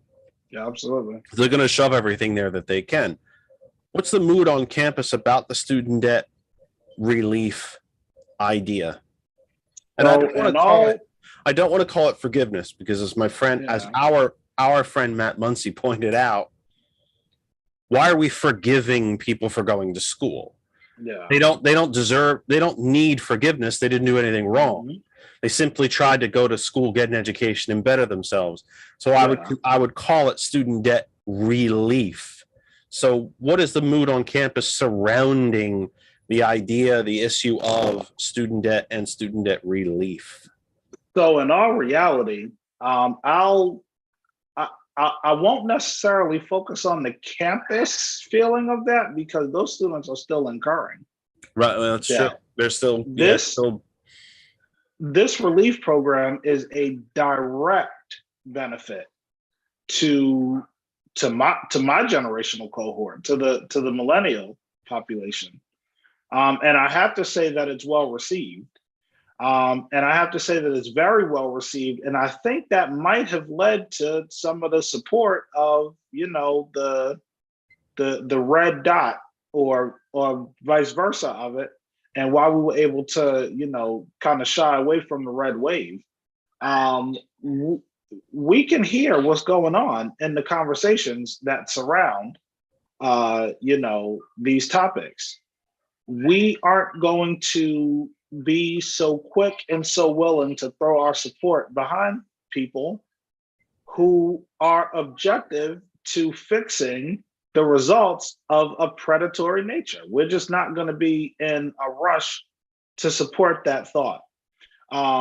What I think the general feeling is, it's better than nothing. It would be nice if it was a whole lot more. It would be nice if the compounding interest could be removed. If we were able to get to a place, and I am, as liberal as I am not one that necessarily thinks that all education debt should be relieved. I think that it's a premium, and you pay for things that you want. But I think we should be paying the amount that we took out. That's where this problem lies. You have a $30,000 loan with $30,000 worth of interest. That's where the conversation changes within the millennial population. I think if we were to get to a point, I have to say that I don't think we'll get to a point of full cancellation. As much as I would like to get to that point, I don't think that we will. I hope that it's one of those things where I hope I'm wrong, but I don't think I am. But I do hope that I'm wrong. But what I do think is that this 10,000, 20,000 for full Pell recipients is well received among the communities that it was intended to support.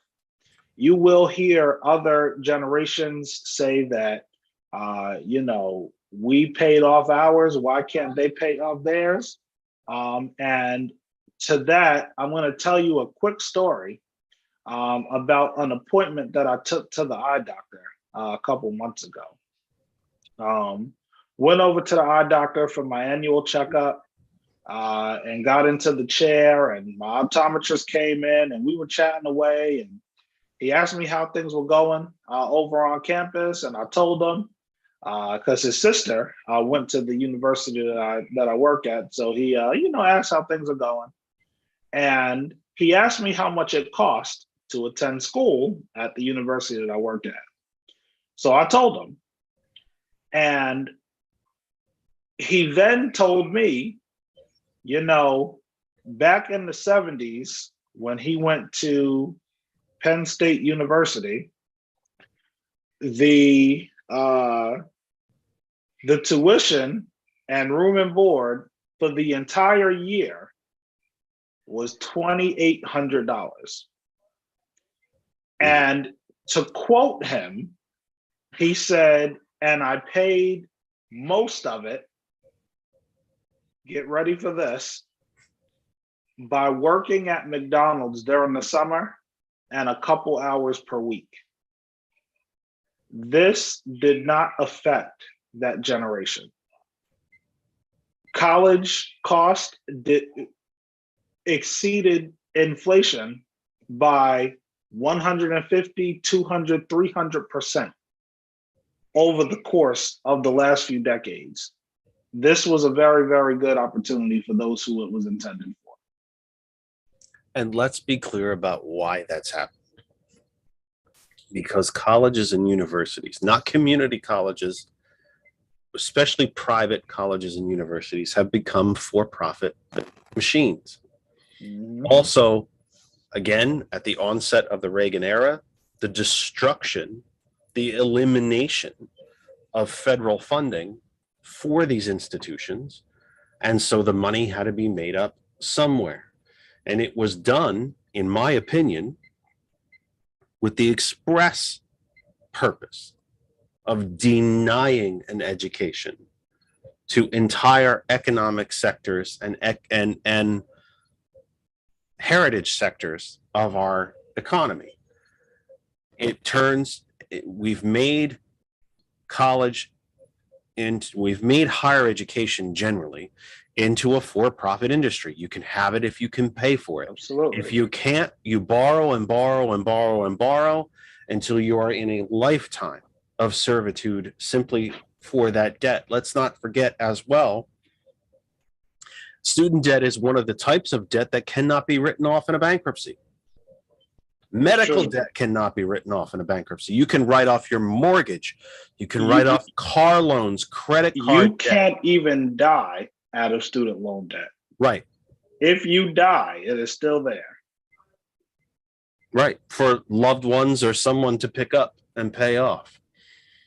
This is a manufactured crisis. This is a crisis of our own doing, but it is not done by mistake. We have done this very, very purposefully to keep generations uneducated, because then they don't demand as high a wage. You don't tend to question your government when you are not as well educated. Generations and generations of worker drones, of robots, of just happy to have $7.25 an hour. Yep. Happy to have $8, $10, $12. That's what this was designed to do. And that's not a conspiracy theory. That's economics. Yeah. That's just simple economics. Does any of that strike a chord with you? Do you find yourself agreeing, or do you think I'm off base? Oh no, absolutely. There is a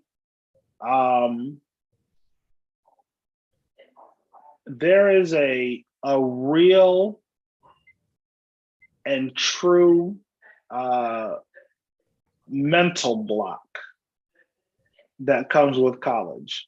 When you look at percentage bases, we're still at a point where only 32% of American adults have a bachelor's degree. So that's one out of, if there are three people standing in the same room, only one of them more than likely has an actual undergraduate degree. When you get into the graduate areas, you're more at like 10% of the American population has, a master's degree. And when you get into the PhD, the further points of education, you're down at 2% of the American adult population have these degrees. They are and will be a premium that are a opportunity that exists for the privileged. When you consider the origins of higher education and you go back to the 1600s, when the first college was founded, Harvard University, you kind of have to dial back and think about why educational institutions were created in the first place. And that reasoning is institutions of higher education were created in order to educate the children of white male landowners. And if you go back into the history a little tiny bit more, institutions of higher education were really created from the religious that, kind of existed to prepare young white males for roles in ministry.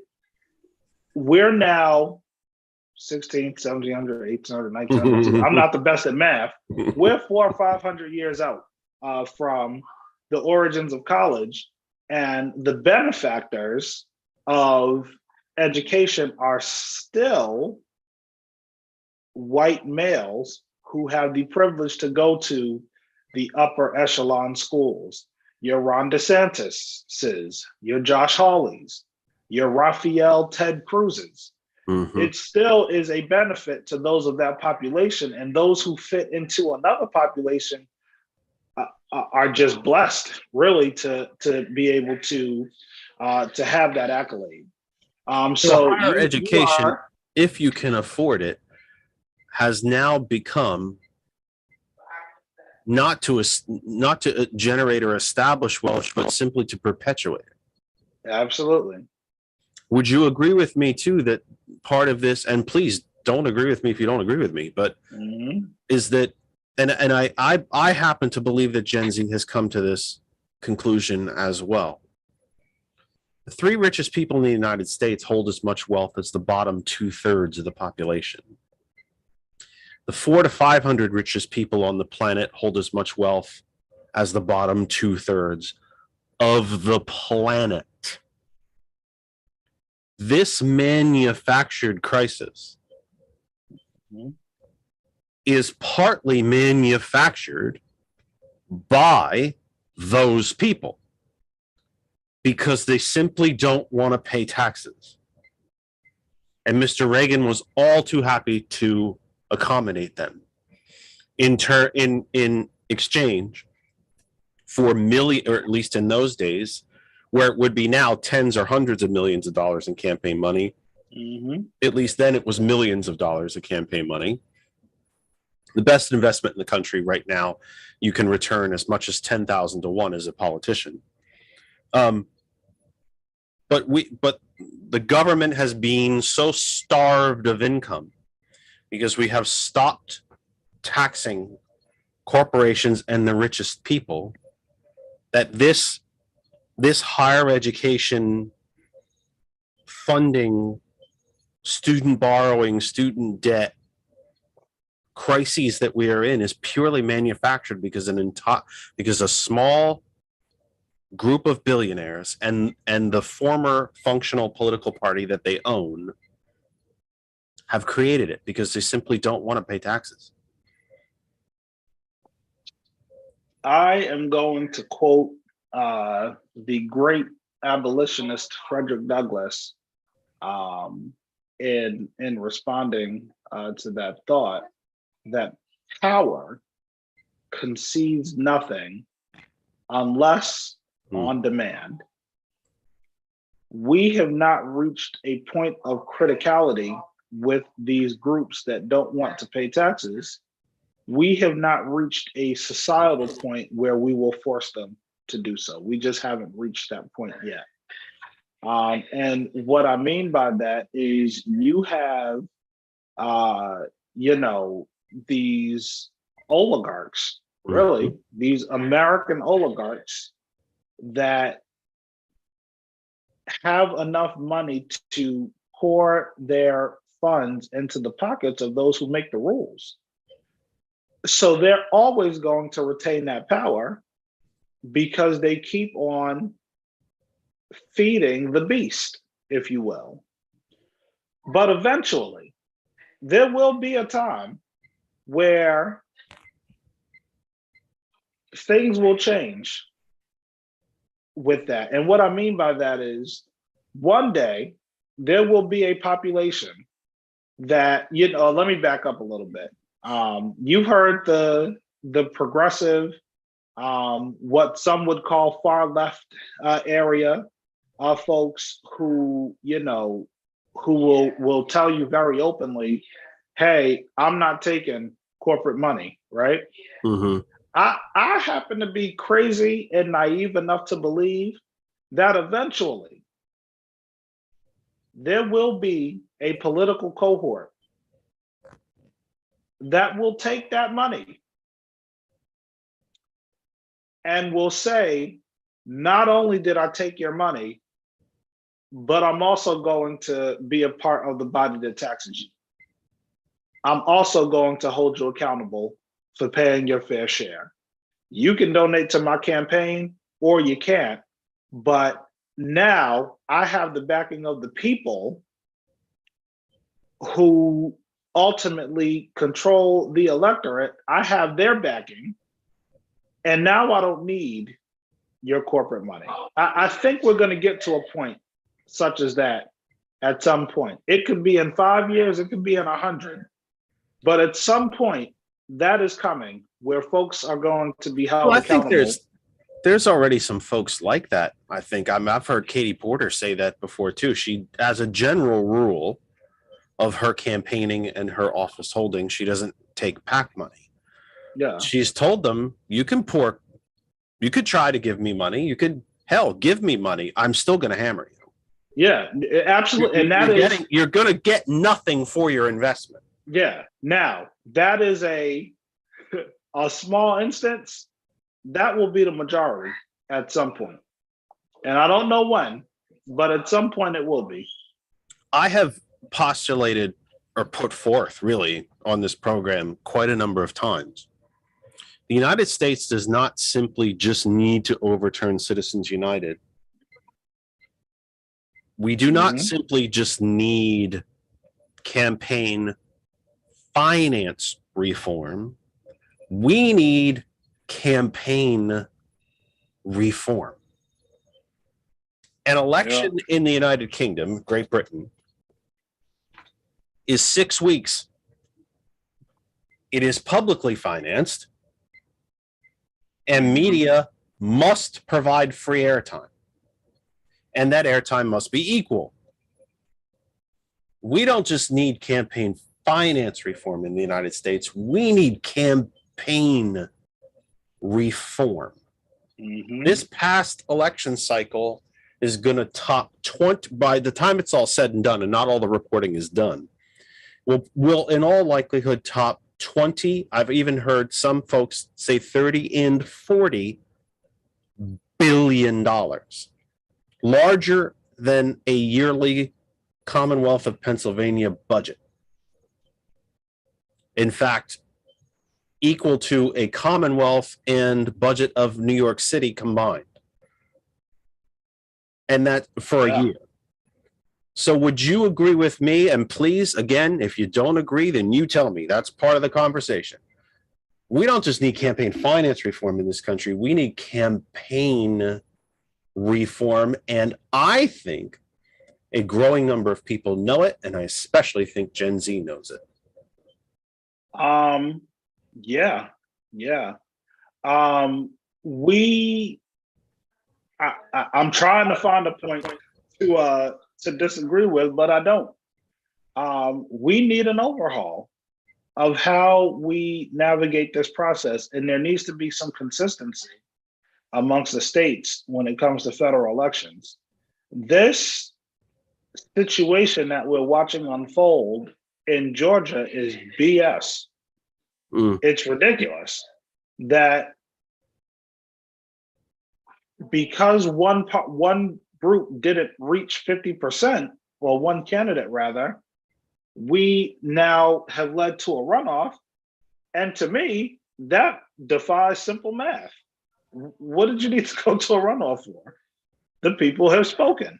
They spoke very clearly, very, very clearly. More clearly than Herschel Walker has ever spoken. Okay, I had to throw that in there. I couldn't make that comment without throwing that in. No, the ball's on the tee. Let's put it that way. Yeah. Might as well take a swing. Yeah. So we've got to get to a level of uniformity as it relates to our campaign process. I'm a little on the radical side every now and then with some of my thoughts and some of how I think about things. I think we should have a single primary day. So we're looking at the news about all of the different thoughts about moving South Carolina to first, and New Hampshire wants to fight to be first, and Iowa wants to Iowa's freaking out, right? I think we should have a uniform primary day. A single national primary day. Yeah, a national primary day, which will cut the nonsense that we get during the campaigning season. And now I think that it provides a level of unfairness, if you will, when you're able to make decisions based off a moving target. Well, take away the moving target. But wouldn't that, I say sarcastically, wouldn't that eliminate the business that has become election cycles, the TV event that has become election cycles? We could see as many as 24 Republicans run for president, which means we will have cable news generated debates about every 10 minutes. Mm-hmm. And we charge advertising for those. Yep. I am reminded in my own brain of the quote by Les Moonves, the head of CBS, in 2016, who said, I think Donald Trump is absolutely terrible for the United States, but he's great for CBS. Making money. We're making money. Keep going, Donald. You're drawing eyes to the TV. I mean, it would seem to me that is actually one of the biggest reasons that we do not have campaign reform in this country, is because it has now become sport. It has become the NCAA tournament. Watch 1 versus 16, and let's see if 16 can upset 1. And next week, a couple people drop out and the tournament continues. Mm-hmm. Is that the feeling that you get from it? Is it the feeling that younger folks are getting from it? That is exactly the feeling. And it circles back to that conversation that we have about the generations that say, this is how we've done it, so we have to keep doing it. The Gen Z response to that would be, find another way to make money. Find another way. And it would seem to me that Gen Z is not saying don't make money. Yeah, absolutely. They seem to be saying have some scruples about how you do it. Yeah, have some decency. Find Right, another way. right. Some honor, if you will. Yeah. 7:04 Eastern Time. This is the Kennedy Effect Live for the 4th of December, 2022. Our guest is Baron Vanderberg.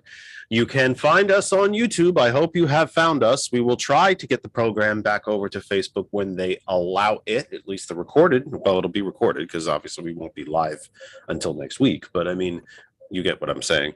So we hope that you have somehow found us, and remember that you can always find us here on YouTube. That Other Side of Information is our channel. You can always find us here. We will get the program back to Facebook when we can. Sisters, brothers, friends, and family, hot101.net is our name and our web address. The Apple App Store, the Google Play Store, and the TuneIn radio app. And of course, you can tell Alexa to play hot101.net. And of course, TCP, the Culture Professional from Lancaster, PA. One of the Facebook places we did manage to get shared to, thank goodness, today. Of course, the third pillar of our, without prompting, our phone caller has returned. Oh gosh, come on, let me work. You software. We are, oh my God, technology. How I love you and hate you all at the same time, technology. And remember, by the way, folks, the opposite of love is not hate, it's apathy. So I'm hating all of my tech. Randall, go ahead, say hi to our guest. Well, hello, sir. I love if you are a Gen Z versus my 3 daughters and 3 son-in-laws who are Generation Millennium. So I'm a millennial too. I am too. Baron himself is a millennial, but he works on a daily basis with Gen Z at the college. Okay. Right. And Randall, and for Baron, Randall is our 70-year-old hippie and one of our easily most loyal and respected and listeners, watchers, etc. to the program. We're honored he's here. He's always has shown and taught. Well, I should say he hasn't taught enough people. Too many people are still afraid to call us live on the air. Randall is not afraid to do it, and so he does it religiously each week. And so, Randall, let's get to go straight for your question, please. Since you and I had a chance to talk earlier, please get straight to your question for Baron, and you have at it. The floor is yours. Baron, Jeff told you I'm 70, so I'm retired. I early retirement for physical disability, but early 70s or early 50s. But before that, I probably worked 2/3 of my life at colleges and universities, directly dealing with students from those earlier generations. And yes, obviously, my 3 daughters and now 3 son-in-laws are millennials. I'm trying to think. I'm trying to put my thoughts into what I'm trying to say. But one thing, it doesn't matter. One thing, all 3 of my daughters and all 3 of my son-in-laws vote straight Democrat because they know which party is for the people versus which party is not for the people, the Republicans. And, I don't know many. I know a few. Don't get me wrong. I know a few. And are friends on Facebook with me. I know a few that are Generation Z. Mm-hmm. Yeah, there's some conservatives among them that support Trump. And I just shake my head and go, what the F? You know what I mean? Easy. But Let's let Baron respond to you, Randall, because I'm going to lose him here in about another 10 or so minutes. Let's let him. all right. Thank you. Thanks, you, my brother. I appreciate you. I love you. So I understand that there's that Norm's comment was related to the population of Gen Zers or millennials rather that vote straight down the party ticket, despite some of them having conservative ideology and thoughts about that. And one of the things that kind of sticks out to me in hearing that conversation is the lack of data, I'd say, that kind of talks about why people vote the way that they do. And one of the things that comes up when you talk about the rise of a candidate like Donald Trump is that he has the policy, perspectives of a small rodent, but he has the charisma and the personality of somebody you might want to have a beer with at the bar, right? And that becomes an area where one is able to capitalize on the ignorance by use of the definition of the electorate, right? If you can make people like you, they will in turn vote for you. There are data that suggest that the poorest of Americans support Donald Trump, who could give a bleep less about them. But he sounds cool. Sounds like he has something in common with me. He doesn't, but it sounds like it. He makes it sound like it, right? So I think that the millennial... He has certainly enabled and empowered those folks to say whatever they want, whenever. Absolutely. They want, to whomever they want. And he's given them license to do so. Right. So I feel like the generations of millennials and Gen Zers together are going to be the ones that break through that and say, yeah, I might want to have a drink with you, but if you're going to cost less money to be in my pocket, in my paycheck, or if you're going to enable hate groups and organizations to violate and disrespect, different blocks of people, Black folks, the LGBT community, people who are immigrating to the country, yeah, you might be somebody who seems like I want to have a beer with, but you're kind of an a-hole, and I'm not going to vote for you, right? And I think that this generational cohort can see through that and say, we're not standing for that. Even though you quote unquote seem cool, yeah, you got to have some policy to back up your coolness. So I know I'm going to lose you at the bottom of the hour, if not sooner. So I want to try to hold to maybe 2 more questions, and you are going to have to come back because there's so much. Absolutely. There's so much that we didn't get a chance to explore, but I'm going to try to just dip a toe in the water to each of these things if we can. Okay. Before we wrap up with Gen Z and your experience on campus, younger generations identify as tied to a religion or a faith at less and less percentages as you get younger and younger. But yet it seems to me that generation is the one, or at least certainly at the top of them, that have come to the realization that what is being pushed predominantly by the Republican Party, certainly by the billionaire class, and sadly by a handful of Democrats, that there's nothing faith-based about it. There's nothing in Scripture about it. No matter how much Republicans, conservatives, fill in the blank, proper insert proper term here, because there's so many of them that have become interchangeable, conservative, whatever else.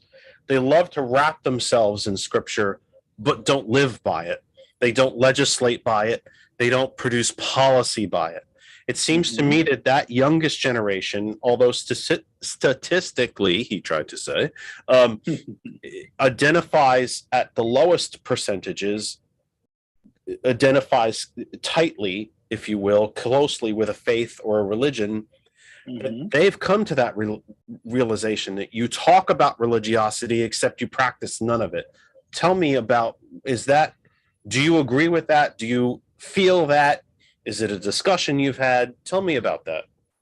So from the perspective of a clergy, a member of the clergy rather, something that is, what is being seen as a recent fact is that though we are slowly losing religion in this country, right? And these generational cohorts are the cohorts that are less and less involved with their faith.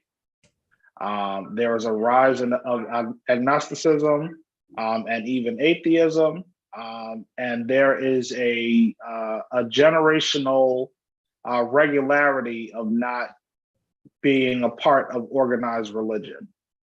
I think that is a combined effect being had on politics and religion alike because of the relation between the evangelical church and the Republican Party. And the unfortunate reality is, from the outside looking in, I can imagine that these generational cohorts are looking at these subgroups, both the evangelicals and the Republicans, and lumping them all in together with everything, right? So the evangelicals have now de facto become a representative of church at large. And the Republican Party has become a representation of the government at large because of the closeness of the two. So now you have a generational cohort that says, time out, don't connect your religion to what we're talking about in the electorate. Let's talk about what's right, right?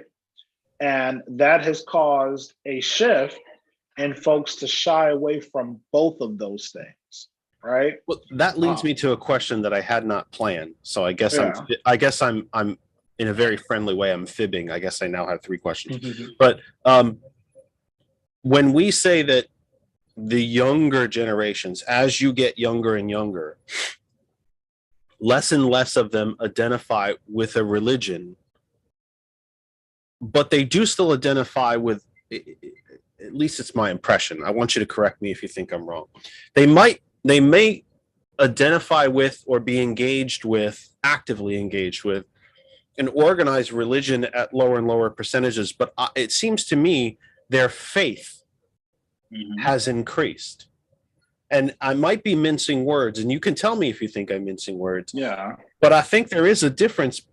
They may carry a faith with them on a day-to-day basis, but never enter a house of worship.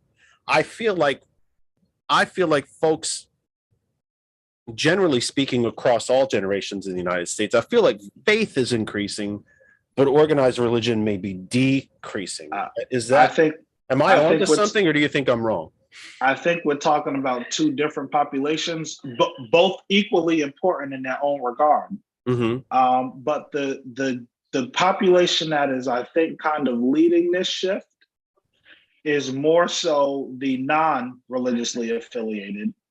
And I think that those who do have some type of religious affiliation, you are correct in saying that their relationship with their faith is changing, right? And in 1979, a Catholic may have thought that abortion was going to send you right to hell. But in 2022, a Catholic might say, wow, this is what this woman needs to keep on being alive. How could this be, considered how it was in past generations, right? So I think we're talking about two different subgroups.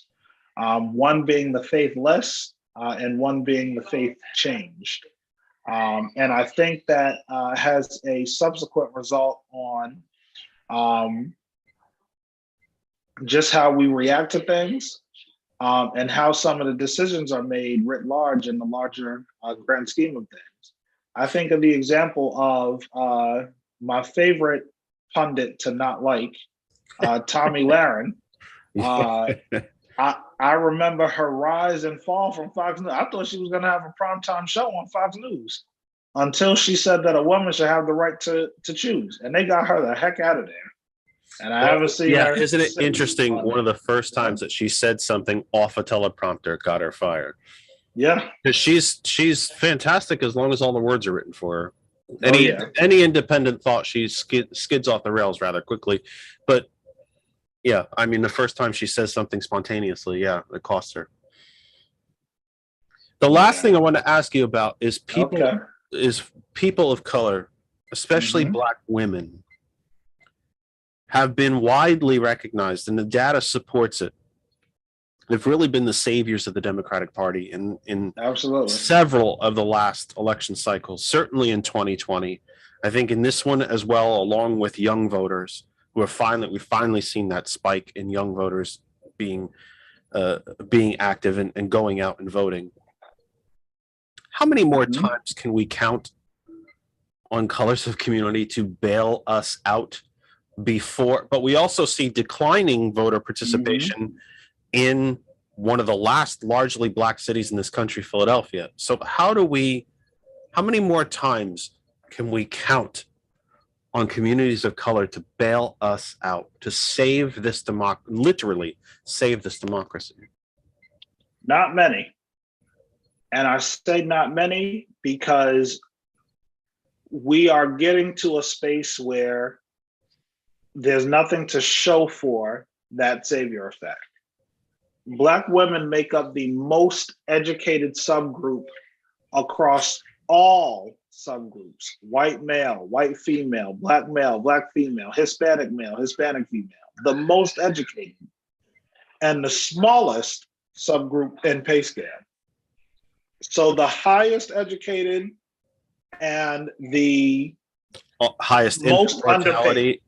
highest infant mortality, highest maternal mortality. Yeah. Shortest lifespans.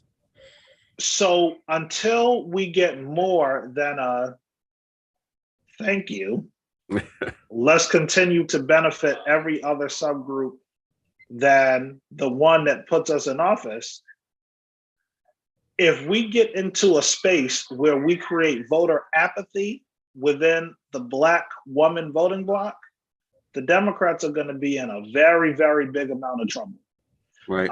And I think that there has to come a time where the Democratic Party gets bold enough to make outward expressions of not only gratitude, but also political and ideological support to policy, specifically relating to Black women.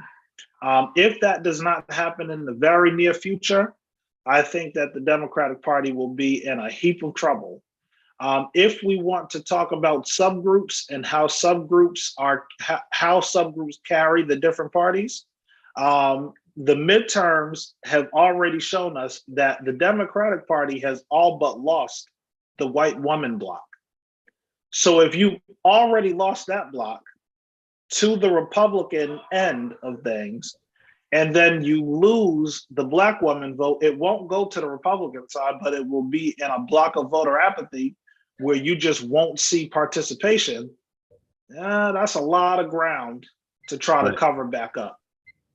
Before you go, how do people find you? How can they follow you, contact you, if you wish to be contacted, or at least in a public space, I should say, not your private emails and all that. No. Just, my handles are Baron Vandenberg on everything. You can follow my Facebook page. I have a page and a profile. Go ahead and throw a couple likes on my page. You can follow me on Twitter. You can follow me on Instagram. And I even just this morning decided to create a Mastodon account. I don't know how to use it yet, but I have one. So we're gonna see how. Yeah, I keep hearing about this. I guess I'm gonna have to have a look. Yeah, I don't know how to use it yet, but I have one. I guess I better have a look at it because I keep hearing just the number of times that I hear the word. So it must be catching on. So I guess I'll have to have a go. I'm so sorry that it was a brief visit. I guess I've gotten spoiled and I've gotten used to guests staying for such a long time. Yeah. But please make no mistake that no matter how long or short you are here, I'm honored that you are here, period. And I have some bad news for you that you're part of our family now. And, All right. No, that's good news to me. and you got keys to the castle. So I hope that you will come and Sounds see good to us me. again. There's so many things that we didn't get to hit on, especially that convergence between politics and religion. Yeah. I mean, we briefly kind of dipped a toe in there, but not really dug into it. But I hope that we can, and politics relationship with communities of color. We didn't get to really, Yeah. get into that either. But I hope that you will come back. I sincerely, Listen, you sincerely tell me hope when that to you will come back and I'll be back. and we'll get the 4 hours and we'll really dig deep into these things. And and you're on our chat there for the round table, so the round table is always open to you too. But I'm extremely grateful that I finally landed the big fish here and I got you. And I'm grateful for this growing friendship. I look forward to seeing you. Absolutely. I think perhaps I'll see you Wednesday evening. And Yeah, I'll be there. so please come back and see us again. Please stay part of the family. Don't let this be the only time you come and visit us. You tell me when and I'll be back. Thank you for having me. You're the man. Thanks so much for the time. I'm very, very grateful. Take care. Have a good night. That's Baron Vanderberg, and he'll return. He'll be back, and I'll be very glad to have him. I'll be honored to have him. I'm always honored to have any guest here. 267-227-9189, 267-227-9189 is our phone number. Probably only give you about 4 more minutes and we might just wrap up. I don't have a heck of a lot more to say. I think I've just been so frustrated with the technical issues tonight and the Facebooking thing, and I guess I'm going to have a peek at this Mastodon. Didn't I just sound very old right there? Didn't I just sound very out of touch?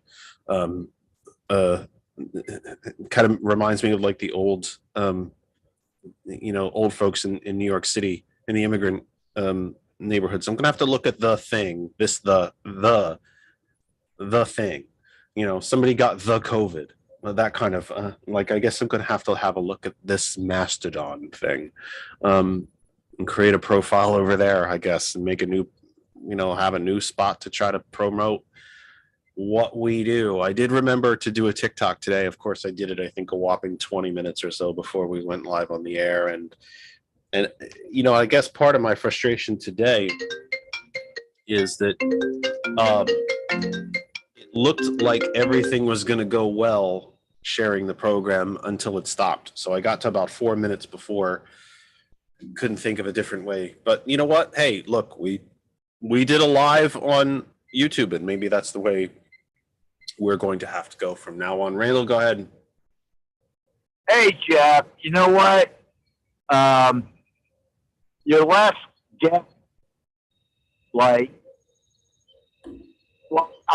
think I told you before, I worked all through the 90s and into the 20th century at universities or colleges. Right, 21st. But dealt directly with students. Right. And of course, those students were the tail end in the 90s. They were tail end of the X generation. That's in their mid 40s now. And then, I dealt with the generation that I put my 3 girls through college. Right.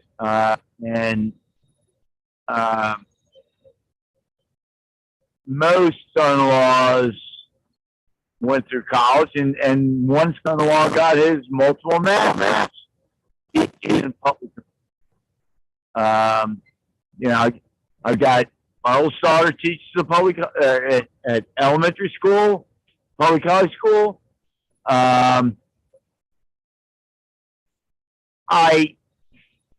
Anyway, what he was saying, I didn't necessarily agree with. That the Generation Y, which is called the millennium, is not up to par on voting or for fighting in the voting booth for what they believe and what, in my opinion, is morally correct to do in this country. And yeah, I can't get. We're looking at down here in Brookhaven, Borough, Delaware County, Southwest Pennsylvania, Southeast. Excuse me. We're looking at like, yeah, next year we gotta have candidates for school board. We gotta have candidates for borough council, and we're at a loss. Right. I'm going to share something with you. I probably shouldn't share something with you. Well, then Yeah. think carefully. Yeah. It's going out to 100,000 people around the planet. So put some thought. We had a private Zoom meeting a couple of days ago with our state representative. Mm-hmm. Brook Democratic Committee is down to just 6 out of, 12 or 14, I don't know. Committee positions that are open. Right. Anyway, I would love to retire. I'm 70. I've been doing this since I've been mid, 20s. Right. Like, I'd love to retire. I'm tired. You know what I mean, Jeff? But anyway. It is a problem. We need to find people to take that next step. And look, you have every right in the world to disagree with what Barron had to say. That's what the country is built on. But the data shows, the statistics and the data show that the younger generations finally showed up. A family could be taken care of by one bread owner. Right. Up into the 70s, right. Before Reagan. Women had time to take care of things outside the house. Yep. Up to the onset of the Reagan era. Yeah. It took especially the latter half of the 40s, 50s, 60s, early 70s, up to the onset of the Reagan era. It took approximately 1.2 full-time jobs, and I know who the hell has 0.2 of a full-time job. It sounds counterintuitive, but just stick with me. It's it was 1.2 full-time jobs. So that was, traditionally, it's not that way anymore, but traditionally it was dad working 40 to 45 hours a week. A part-time job. Right. You could have a house, a car, and afford a vacation on that one salary. Either dad working a couple hours overtime or someone with a part-time. And now it is over for Americans. And now it's almost 3.0. It's almost three jobs, 3 incomes to afford what is largely becoming rent, not even a mortgage. How you afford a car now, I have no idea, because we need 2 new ones here, and I have no idea where the money's going to come from for that. We're barely keeping the roof over our heads here, and now you're at almost three full-time jobs for a household just to keep things, just to sustain yourself. Not the hell with getting ahead, just to sustain yourself. Go ahead. All right. Anyway, what I want to say is that, I was God blessed, man. I worked for less money at State College and a private university to get free tuition for my 3 daughters. Were most, and they still had to take loans. Why did they take loans? Well, they had to take loans because they wanted to live on campus. So that was room and board. And luckily, my mother, before she died, had put money in for college funds, so that paid for like, you know, books and stuff the whole 4 years. But anyway, they still had loans when they left college, but nothing like their peer group. Like I when I worked at Cabrini University, I remember this is back in like 2004.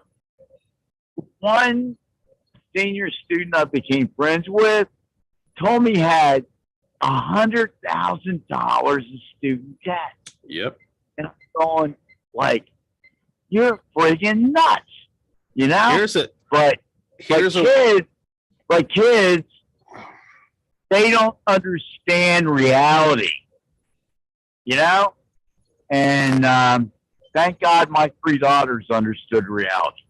Well, I think, yeah, we can't paint anybody with too broad of a brush. I think that's exactly why we're seeing a higher percentage of younger generations become more and more politically active and more and do take part in more and more voting, is because they are becoming aware. They are figuring out that they're getting screwed, that their futures are being taken away from them before they even have a chance to fulfill them. It's yeah, I mean, this level of debt is crushing. It is keeping folks from owning homes, buying new cars, having the financial flexibility to be able to start a business or change jobs or change careers. Here's a thread, if you will. I certainly don't think it's a river of a connection, but a little stream, if you will. Those folks that are coming out with the most debt, the doctors, right? The medical professionals who are coming out with 6 figures worth of debt. No wonder we don't have a single payer health system in this country, because they need those unbridled incomes if they want to have an unbridled income, if they want to work that much. No wonder we have there's a God, I want to be very, very careful in the word that I use here. No wonder no wonder so many people who are willing to enter the medical field will either directly educate themselves into or eventually turn into types of medicine like cosmetic, or build sort of niche practices to generate the most income possible. Some doctors who will not even take a Medicare or Medicaid patient. When you come out of medical school with $100,000, $200,000, $300,000 worth of debt, yeah, I'm going into the area of medicine where I can make the single most amount of money and hopefully pay some of that, if not all of that, back. And no wonder we don't have single payer health care. If single payer takes away the ability for a cosmetic surgeon to earn millions of dollars, or for a doctor to be the on-call retainer doctor for lawyers who defend corporations against workman's comp claims or something like that, no wonder they do something like that. They have to pay off those loans. The student debt issue is not only self-inflicted, but it pervades itself into so many different areas of life that we don't think about. We just tend to think, well, I paid my education, they should pay theirs. As Barron mentioned, your education wasn't 5% of what some of these kids are paying now, because rich people paid taxes, because the government, instead of giving massive handouts to rich people and corporations contributed to colleges and universities to keep them. The Republicans in Pennsylvania, from the Republican governor and Republican state house and senate, have cut in the last 30 years the subsidies of taxes to provide a low-cost college education at our state universities. But we still, And but we, that's just one of the problems. but we still have That $4 billion to give the fossil fuel industry. a doctor has to pay $250,000 off to get his basic doctorship. Yep. But you know what? Once a doctor can practice, they got to pay out of their own pocket 25% of their income for insurance for malpractice. And meanwhile, across this country, you can buy a friggin' gun and you don't have to pay a friggin' cent for malpractice insurance if that gun is used to kill somebody. You know what I'm saying? I got you. I'm sorry I yell at you, Jeff. Well, so I'm used to it. I deserve it. That's what I'm here for. You don't. No, you don't. Somebody, yeah, believe me, I deserve it. Thanks, my friend. I think I'm going to wrap up. All right. Well, you know what? Get one of the girls to show you how to get to YouTube. Damn it! I had to keep going back on somehow. We'll get you through it. Get the girls to help you out. It's not as hard as you might think, believe it or not. I had to get on back to get on YouTube with your channel, because I go off channel to say something through private messenger to you. Yeah, well, it took me a long time to get back. It's a multiple devices. That's why everybody's got multiple devices, unfortunately. But all right, my friend. Anyway, it doesn't matter, bro. Listen, we got 2 shows left in 2022. Can't end fast enough. and I went earlier when I found out Facebook was being a jerk. And you were putting up to go on on YouTube. Yep. Well, I immediately put that on my personal Facebook page. Well, thank you, my friend. You are as loyal as they come. It's a lost art, unfortunately, but we're grateful to you. Hopefully, we'll have to see how next week goes. Hopefully, we get back to normal next week. But look, God bless. We have a great Christmas and a great Hanukkah and a great whatever in the year out to go into the new year. Let's hope so. Let's hope so. All right. Thanks, my friend. Stay safe this week. You too, bro. Bye now. I think we've done about all the damage we can do. My great thanks to Baron Vanderberg for being here. I don't know where we will be next week. My guess is that we will be on YouTube. We'll try to do a better job of letting you know that and tagging all of the groups and so on and so on and so on to let you all know where we're going to be. We hope you will come and find us. To our YouTube folks who usually do come here for the recording, we hope you see the recording and realize that we will hopefully be here live. I have a feeling this is where we're going to be from now on. I don't see Facebook returning to normal anytime soon. They've decided to go to war with us for whatever reason and just stop me from doing all the things that I've been doing for the previous 3.5 years. So I guess it just is what it is. But we will look, the Facebook group is still there. That other side of information, we'll still be posting news articles, or somebody will, I hope. I'll have to ask somebody else to do it because I seem to be blocked of my own group, by the way. But We'll get it worked out. Coming up at 9 p.m. Eastern time, 9 p.m. Eastern time. We usually go straight up to talk to him, and hand it over very, very seamlessly, but you're going to have a little break in between. But don't go away from hot101.net.